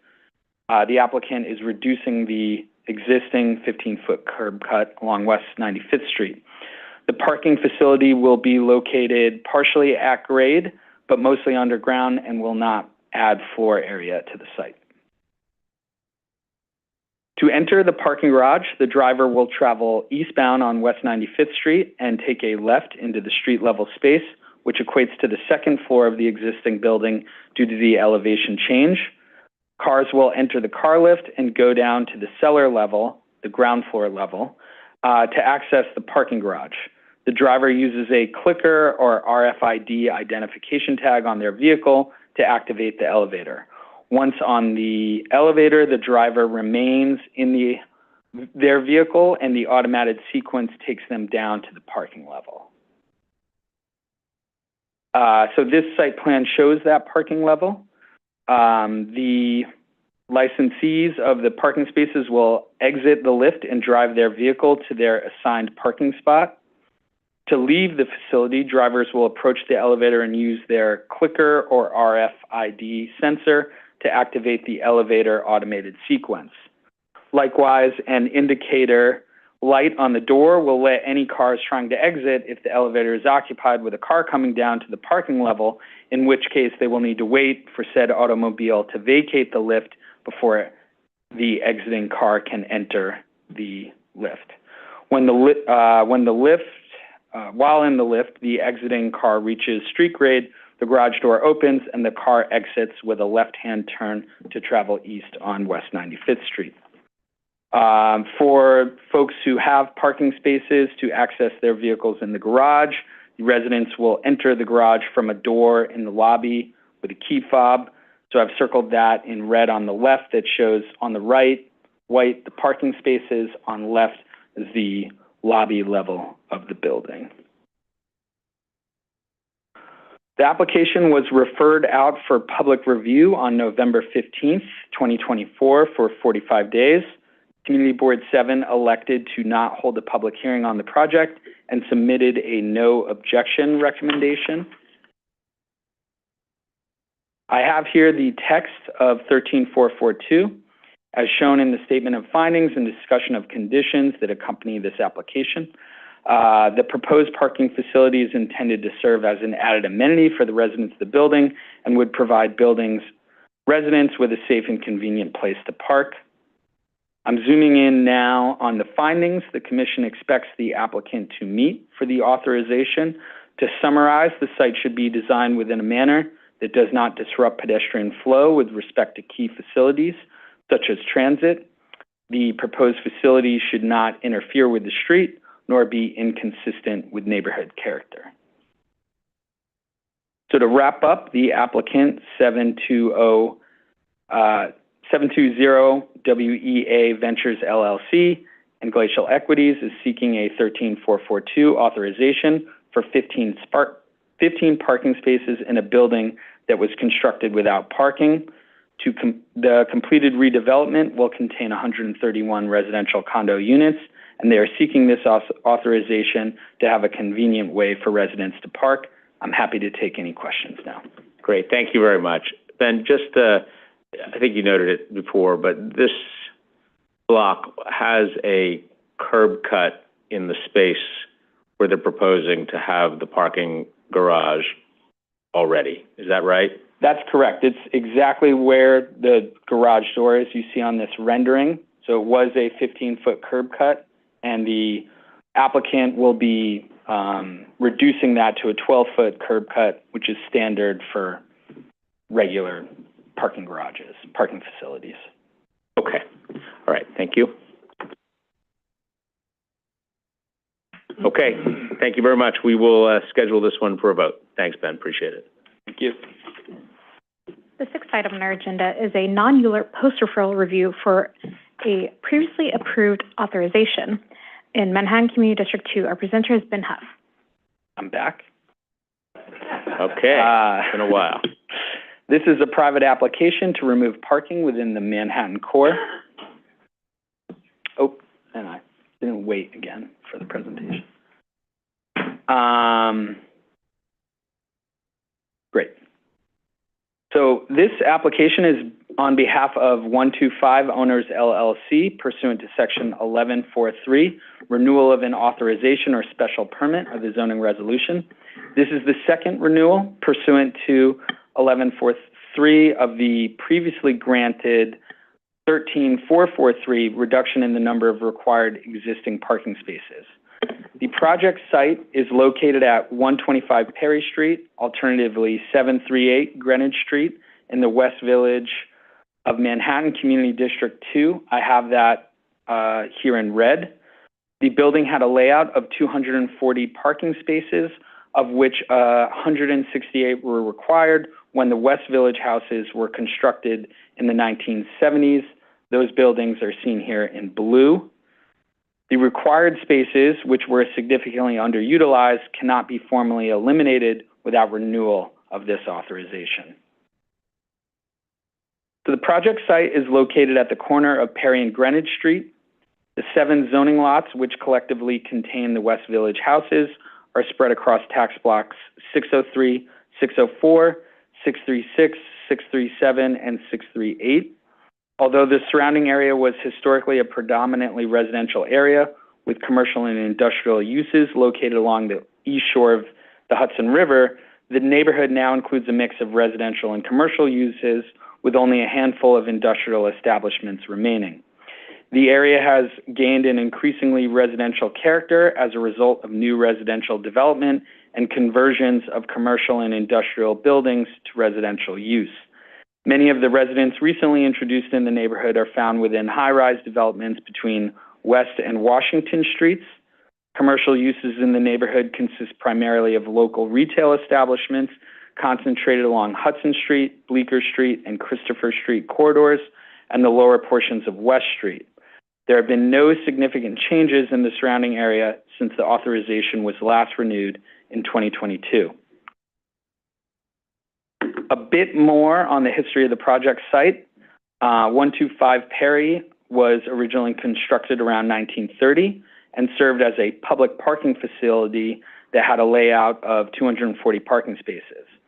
In 1970, to enable the construction of the West Village houses, portions of 6 blocks where the new buildings were to be located were rezoned from an M15 district to a C17 district. In 1974, construction commenced on the West Village houses, which were created under the New York State Mitchell-Lama program, a program that acquired properties through eminent domain and provided them to developers of affordable housing for middle-income residents. Under the parking regulations for C17 districts at the time, accessory parking was required for 40% of the number of dwelling units created, resulting in the 168 required parking spaces. Due to its close proximity, the 168 of 125, sorry, let me start over. So due to its proximity, 168 of 125 Perry's 240 spaces served as the required parking spaces, while the other 72 spaces were available to the public. The garage was also owned by the West Village Housing Development Fund Corporation.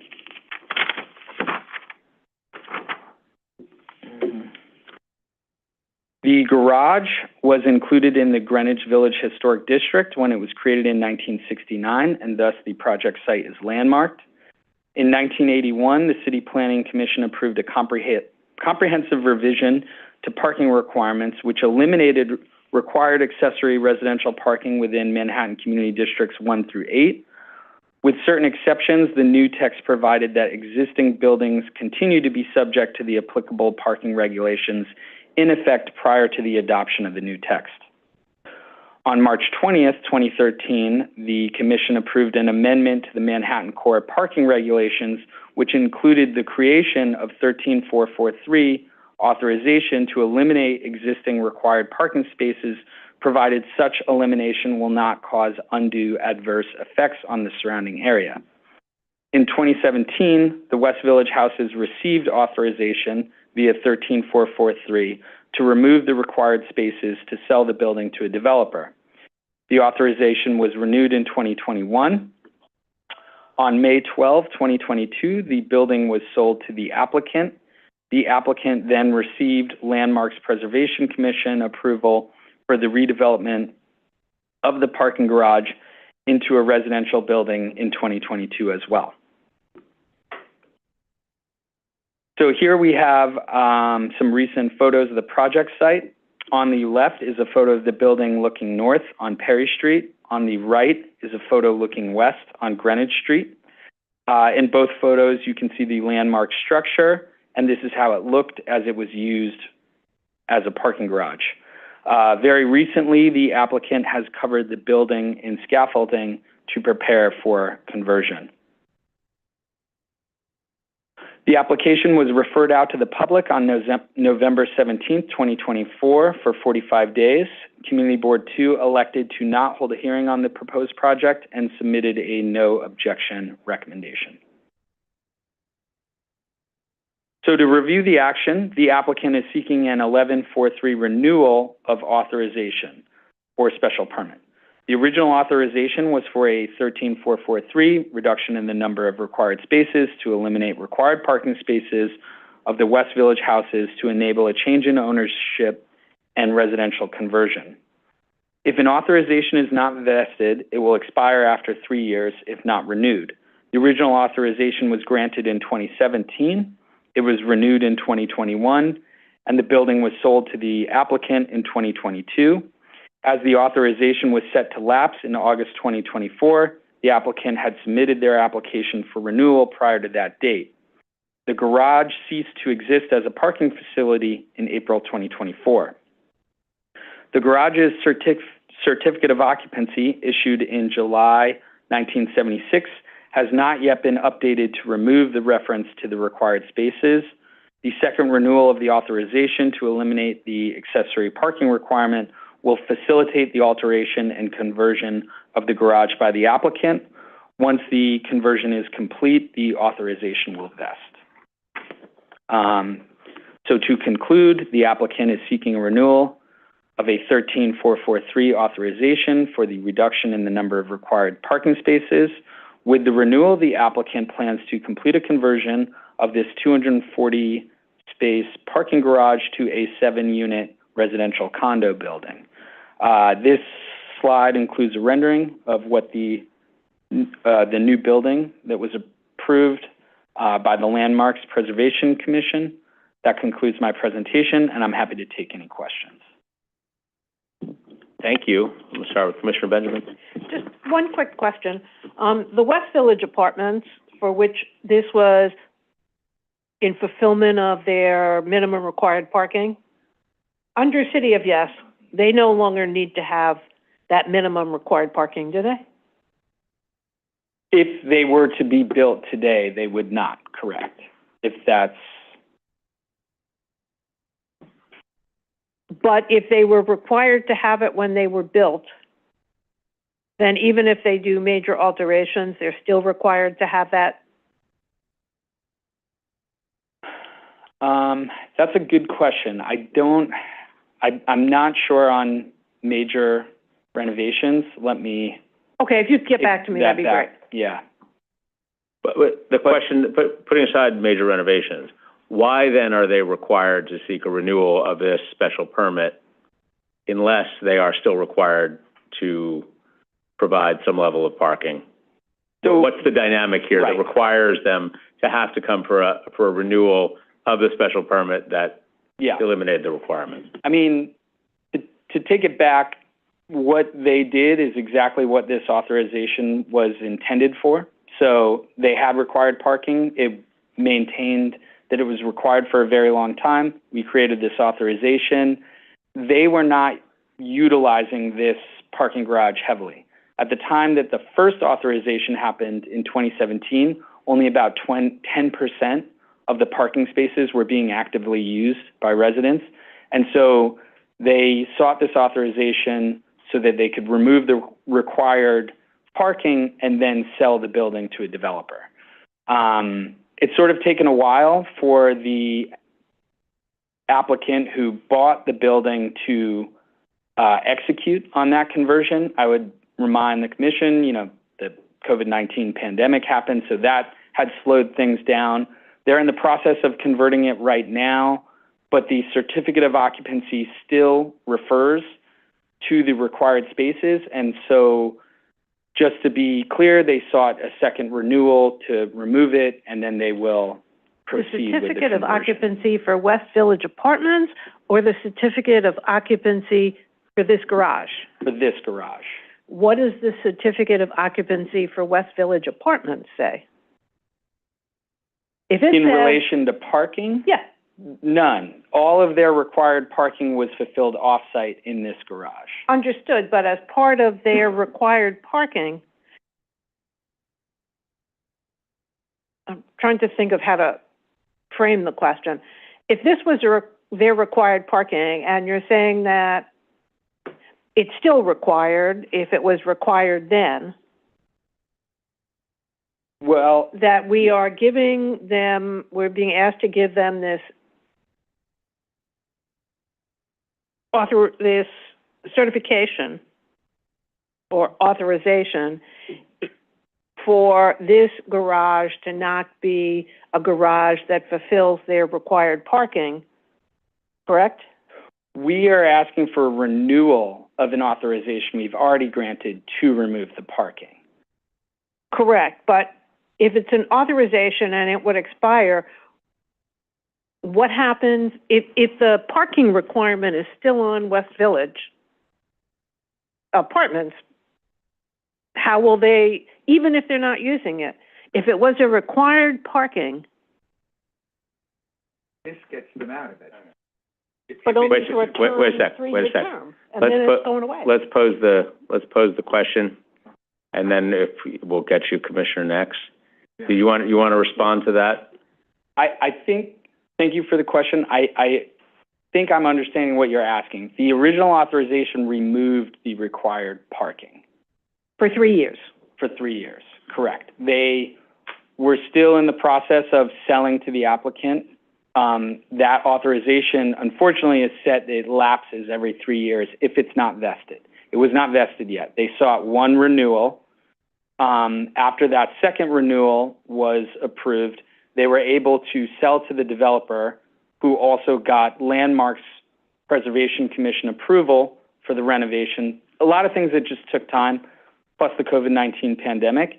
And so they're going through with the renovation very shortly. They've just put scaffolding up on the building. And since this renewal was set to lapse in August, they filed for a second renewal to just make sure that it's clear, that the authorization continues, the required spaces are not required, and that they can follow through on the conversion.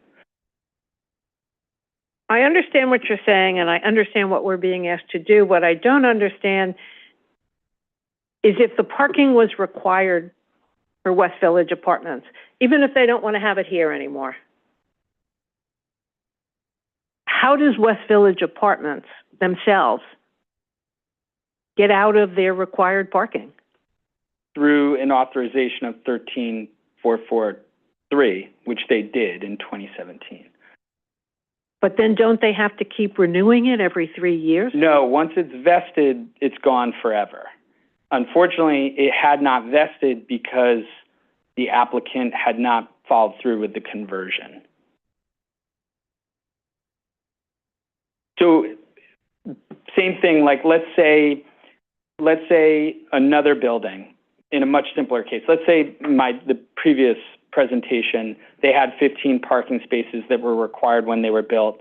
They want to get rid of them and then convert that to a self-storage space. They would seek this same authorization. They would, once they have that authorization, they could proceed with removing the parking, converting it to a self-storage space, and they would change their certificate of occupancy and it would vest. That would happen much faster. This being a landmarked building, converting it to residential condos, it's just taken a long time. And so that's why they've sought 2 renewals. Okay, I understand what you're saying. We'll leave it there. Thanks, Commissioner. So I think you resolved the Commissioner Benjamin question, which was, how did the West Village houses relieve themselves of their parking obligation? The answer to that was 2017 authorization, which we're looking at the renewal of here. It's this one, correct? It just had not been vested, had not yet been effectuated because this building had not yet been converted from a garage to residential. Correct so far? Correct. And can I just add one thing? I believe the intention of when we designed the authorization is that if we were to give it and then someone removed their required parking but then never did anything with the space, it could lapse and go back to it if they did not do something they intended to do with the conversion of the parking spaces. So that's what, the authorization has a 3-year limit. It's not permanent. Right. So if you don't do anything with it and you don't seek a renewal, then it lapses back to the requirement, which is now the question that I was going to ask, which is the default here is that there is no parking requirement today. So if this authorization were to lapse, what happens to the West Village House's initial requirement of whatever it was, 168 or so parking spaces? Does that no longer exist? And would it be a neutral act for this entity if it were renewed or not renewed as a result? That's really the technical question. And I think, I don't know, I don't want to speak for anybody else here. I support this. This is good. This is fine. But I think we just want to understand the technicals here, just so that we're clear. I see Stephen Leonard. Stephen, welcome. Stephen Leonard from Technical Review. So this authorization lapses in the same way that all authorizations do under 1142. It's not a special 3-year thing. And my understanding is that to remove parking that was required but is no longer required under CHO, you need another action. I think it's either CERD or an authorization, but I'll confirm that because I don't want to give you bad information on that, especially on our shiny new text. So I will confirm that and get back to you on what would happen if this authorization were to lapse. You know, what would be what, if any, actions would be required to eliminate the parking requirement? Great. Go to Commissioner Cerullo next. I mean, this is interesting stuff, and I'm not sure it's even really relevant, but because the issues have come up, in the event they did not seek this this renewal, or everyone decided no, wouldn't the underlying certificate of occupancy that this authorization authorized to change become in control again, which despite despite parking changes, that the building would still be sitting on its original certificate of occupancy, which required it? Wouldn't you? And I think you said something else would have to happen for them to get out of their original parking requirements. The building was built, it had parking requirements. Just because of City of Yes, every building in the city now has the authority to remove all their parking from what they were originally required to build, right? Without some additional action. So the default here, if we didn't do anything, or they didn't do anything, would be the parking would be required in that building as it was prior to the 2017 original authorization. Am I close? If the authorization lapses, then it's like it never happened. And then there are provisions in City of Yes that deal with what to do if you have parking that's no longer required, and we'll follow up with you on exactly what those provisions are. But that would be for any that's a citywide issue now. Right. I mean, the areas where parking is no longer required, right? You don't just say, we don't need parking. Yes. You don't just nail up the garage door and say, we don't need it anymore. We're going to do anything we want with it. There'd be some action that would need to be taken. So here's what I suggest. I suggest we just pick this up tomorrow. We're here together, if that's okay, unless this one's on a specific clock. Anyway, but I'm fine with the application. We can agenda a special review session. I want to put this on a special review session. We're going to answer this question. The question is 2 questions. Well, the ones that have been asked, and then also the ones that were asked by me and Commissioner Benjamin, and the one that was just asked by Commissioner Cerullo, which is, what is the process for existing buildings that have existing parking requirements? With the shiny new text, what does that process look like? Let's just table this for the moment, pick it up tomorrow, and then we will take our vote. Because otherwise, we'd be taking a vote right now. And I think we just want to have the clarity on that, if that's okay with everybody. Commissioner Benjamin, back to you. This is West Village Apartments, the former Mitchell-Lama, right? Correct. Okay. But they are no longer the applicant. They sold the building. Right. I just wanted to give the history because that helps you understand why there was required parking spaces in here. But now they've sold the property to the applicant. Right, but it wasn't a large scale, where the parking was part of where this lot was part of the large scale that became the West Village Apartments. No, this garage was not constructed as part of the West Village houses. Okay. Due to its proximity, they were able to locate the 168 required parking spaces in this facility. The other ones were public, and it had been that way for years, but it was underutilized consistently. Okay. Thank you. We'll pick this up with a brief special review session and with a vote tomorrow, but thank you, gentlemen, for coming back to us with that. Thank you. Okay, thanks, Ben. Thank you, Stephen. Okay, Sarah.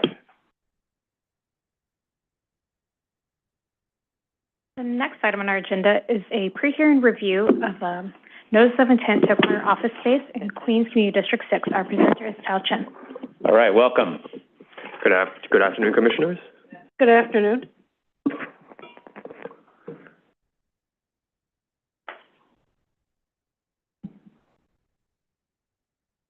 All right, so this is an application submitted by the New York Police Department, NYPD, and the Department of Citywide Administrative Services, DCAS, for acquisition of an office space in an existing commercial building in Rego Park, Queens. The proposed project site, 97-77 Queens Boulevard, is located in Queens Community District 6 in the Rego Park neighborhood. NYPD is looking to sign a lease for a new office space for their Internal Affairs Bureau, specifically for investigative groups 51, 53, and 56. Group 51, the Police Impersonation Squad, is responsible for investigating citywide crimes impersonating a police officer. Group 53, School Safety, investigates citywide cases involving school safety agents, and Group 56, Traffic, investigates citywide cases involving traffic agents. Between 2001 and 2021, these three groups operated out of a leased office at 11-45th Road in Long Island City, Queens. The landlord did not wish to renew their expired lease in order to sell the building, so these groups relocated to existing NYPD office locations. Since 2021, Investigative Group 51 has been located at 241 37th Street in Brooklyn, and Groups 53 and 56 have been located at 315 Hudson Street in Manhattan. These two leased IAB facilities already house operations of several other investigative groups and are now experiencing overcrowding. Because of this, NYPD is seeking new office space to exclusively serve Groups 51, 53, and 56.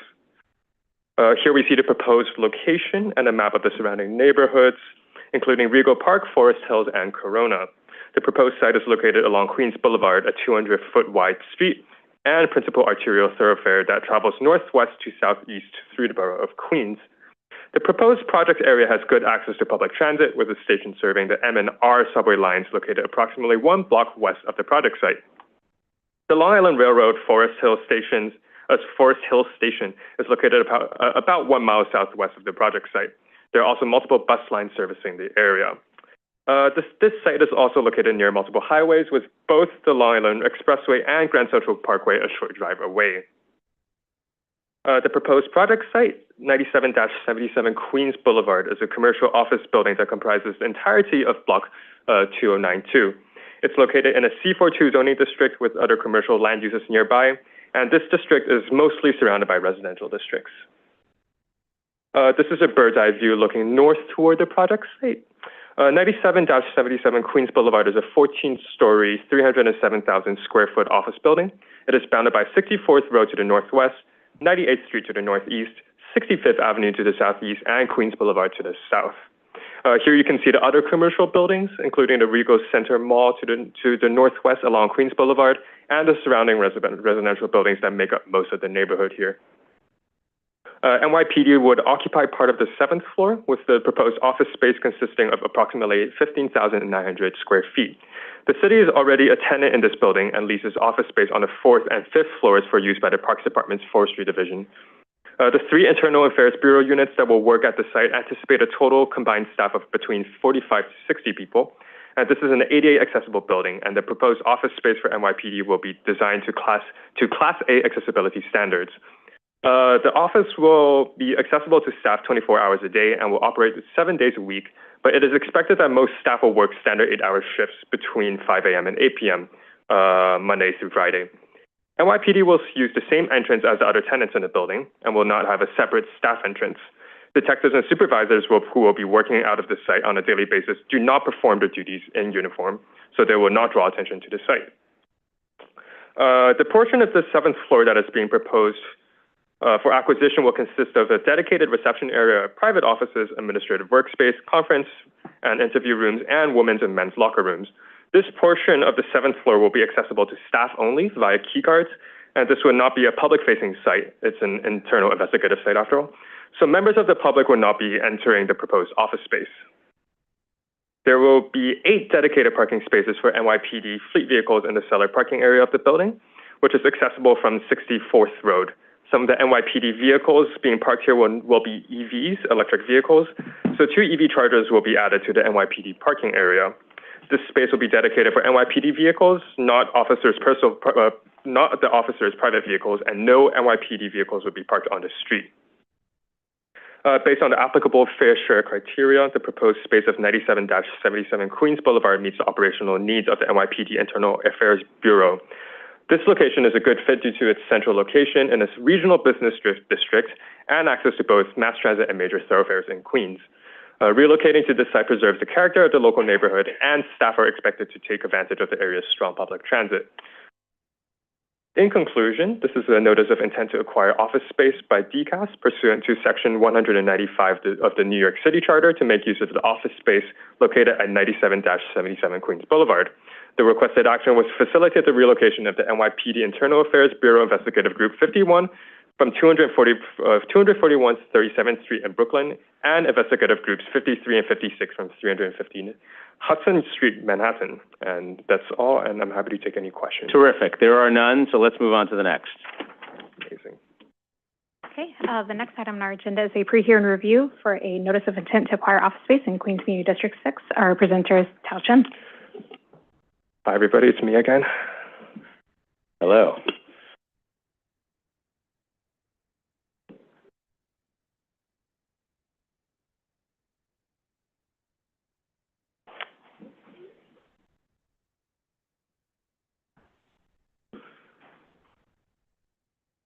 Okay. So this is an application for the leasing of office space submitted jointly by the NYPD and DCAS for the acquisition and site selection of a new office location for the Queens North Traffic Enforcement Division. The proposed site is also in Rego Park, Queens, Community District 6. The proposed project area is at 95-25 Queens Boulevard in an 11-story office building. The building fronts Queens Boulevard and sits on a C42 zoned lot. The location is well connected to public transit. It's right next to the MNR subway lines at 63rd Drive, Rego Park Station, and served by several bus routes. The surrounding area features a mix of office, retail, and multifamily residential buildings along Queens Boulevard. The Queens North Traffic Enforcement Unit, or QNTE, is responsible for traffic enforcement from the East River south to the Horace Harding Expressway, from the Nassau County line west to Center Boulevard, and provides support as needed to traffic enforcement units in other areas of Queens to manage traffic emergencies or heavy traffic situations. The unit also develops and implements strategies to expedite the movement of traffic and enforcing laws and regulations related to the movement of parking of vehicles on city streets. The NYPD is planning to relocate the QNT from its current office at 32-02 Linden Place in Flushing, Queens, which the unit has outgrown operationally. And since 2023, the new owner of 32-02 Linden Place has expressed a desire for the NYPD to vacate as soon as possible. The proposed site is situated on a block bordered by 62nd Drive to the north, Junction Boulevard to the east, and Queens Boulevard to the west. Just a short distance north is the Long Island Expressway. LaFac City is just to the north of Long Island Expressway, and Rego Center is also another major landmark in the area. For the proposed site, the entrance to the building is on Queens Boulevard, while the parking entrance is on Junction Boulevard, and the proposed office space is located on the 4th floor with approximately 28,072 square feet of office, along with 58 parking spaces. Other tenants in the building include 2 banks, 2 restaurants, an urgent care center, a pharmacy, and a parking garage. The upper floors are occupied by an orthopedic clinic, a rehabilitation center, an insurance agency, and a urology office. The space will be built out with offices for senior staff, workstations for in-office administrative staff, conference rooms, separate male and female locker rooms with bathrooms and showers, a muster room for approximately 60 staff, operational teaming rooms, a lactation room, pantry spaces, storage rooms, prints areas, and ancillary operational spaces. Staff are expected to use public transportation to reach the office location. The unit operates with 232 personnel across several 8-hour shifts, starting between 5 a.m. and 12 p.m., with the last shift ending at 8 p.m. Most staff will be out in the field during their shifts, while around 10 members perform clerical duties in the morning and 6 in the afternoon or evening. Additionally, the reception desk is expected to see 5 to 10 members of the public each day for inquiries about traffic summons. The 58 dedicated ground level parking spaces has first floor access and 24-hour access with its entrance and exit facing Junction Boulevard. Based on the applicable fair share criteria, the proposed space at 95-25 Queens Boulevard meets the operational needs of the QNT unit. Alternative sites were evaluated, but this location emerged as the best fit due to its central location and excellent access to major thoroughfares in Queens. Relocating to the site preserved the character of the local neighborhood, and staff are expected to take advantage of the area's strong public transit connections. In summary, this is a notice of intent to acquire office space by DCAS pursuant to Section 195 of the New York City Charter. The proposed office space of 95-25 Queens Boulevard will meet the needs of the Queens North Traffic Enforcement Division and allow them to continue their work. I'm happy to take any questions.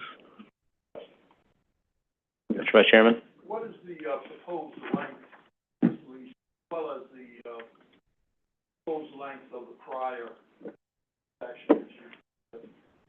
I do not have the information with me currently. I believe the applicant will have more information for you tomorrow. Thank you. Thank you.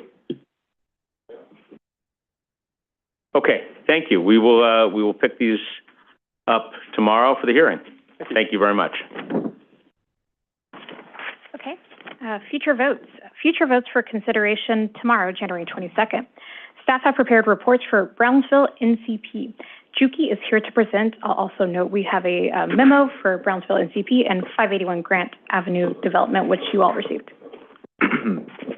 Good afternoon. Hi, Juki. The department supports HPD's application for a UDAP, zoning map, and zoning text amendment to facilitate 3 new 4-, 6-, and 9-story buildings. That's 3 buildings total, with a total of 60 affordable residential units and approximately 2,000 square feet of commercial space in Brownsville, Community District 16, Brooklyn. The proposed UDAP, area designation, project approval, and disposition of city-owned property is appropriate. The development sites, totaling approximately 15,050 square feet of lot area, have been vacant for several decades. The proximity of the development site to public transit make them suitable for new residential and mixed-use development. These developments will complement the city's significant investment in housing and community facility space in Brownsville. The department supports the proposed zoning map amendment and zoning text amendment, which will rezone a portion of the project area from an M11 zoning district to an R7A C24 district and map mandatory inclusionary housing. St. Mark's Avenue and East New York Avenue are well suited for the proposed height and density permitted by an R7A C24 district. There is existing retail in the proposed rezoning area, and all of the streets that front on the proposed rezoning area are wide. The proposed rezoning area is consistent with the R7A C24 zoning district to the east, which was mapped as part of the 2016 East New York rezoning. The height permitted by the proposed zoning is consistent with the character of the surrounding built form, which includes a mix of mid and high-rise towers directly to the south of the project area. There are multiple 7 to 13-story buildings that are part of NYCHA's Howard houses. The addition of a C24 commercial overlay is appropriate at this location to facilitate active ground floor uses along East New York Avenue. The proposed rezoning will provide more flexibility to accommodate the necessary height and bulk to enable this project to reach its overall development objectives. The department supports all 3 proposed zoning actions and commends HPD for its continued efforts to bring income-restricted housing to Brownsville. Finally, I want to note that the applicant team submitted 2 memos to the Commission that responded to questions raised at the public hearing. Thank you. Thank you very much, Juki. Great. Okay. Thank you. Thanks, Juki. Also, staff have prepared reports for the Beacon and 581 Grant Avenue development. Lastly, for consideration tomorrow, January 22nd, is Windsor Park height authorization in Queens, Community District 11, which was presented at the previous review session on January 6th. Okay. Post-hearing follow-ups. Post-hearing follow-ups. We have East Harlem 125th Street bid, which had a public hearing at the January 8th public meeting.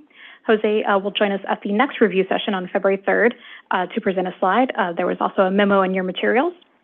Next, we have 1093, 1095 Jerome Avenue UDAP, which also had a public hearing at the January 8th public meeting. Brenna is on Zoom to present.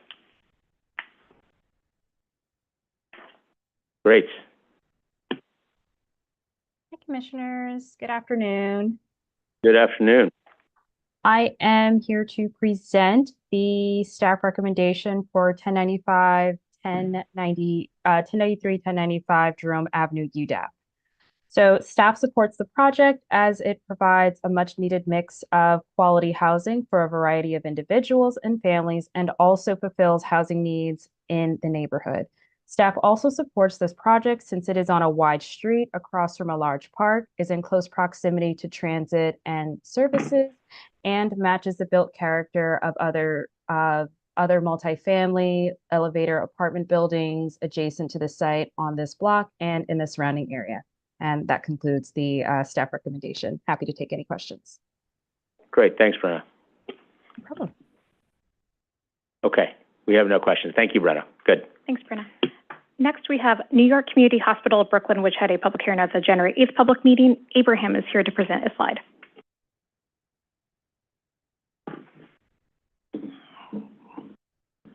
Hello. Good afternoon.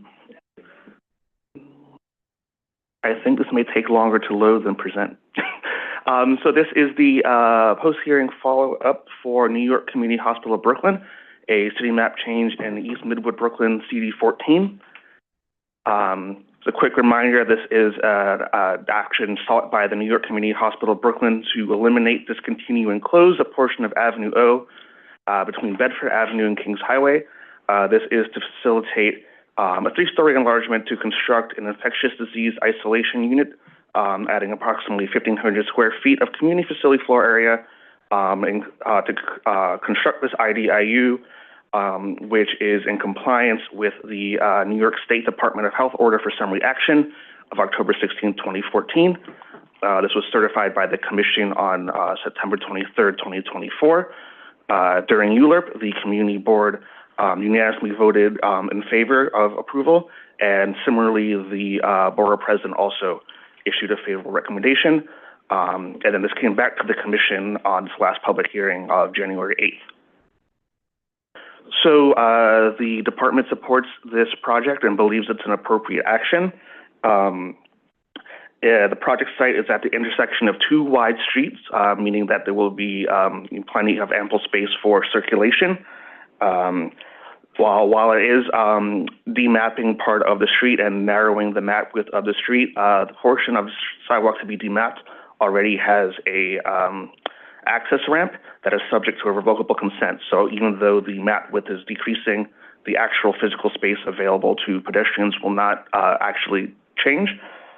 And then finally, of course, this demapping is to effectuate the construction of this IDIU, which is in compliance with state regulations and also will provide an important public health resource for the community. So again, the department supports and recommends approval of this application or this action, and happy to take any questions. Great, thank you. Commissioner Osorio. Thank you, Chair. Really quickly, thank you so much. I know that at the last time that we discussed this, you were going to look into policy opportunities here to make sure that there's no precedent, that we're not setting a precedent here.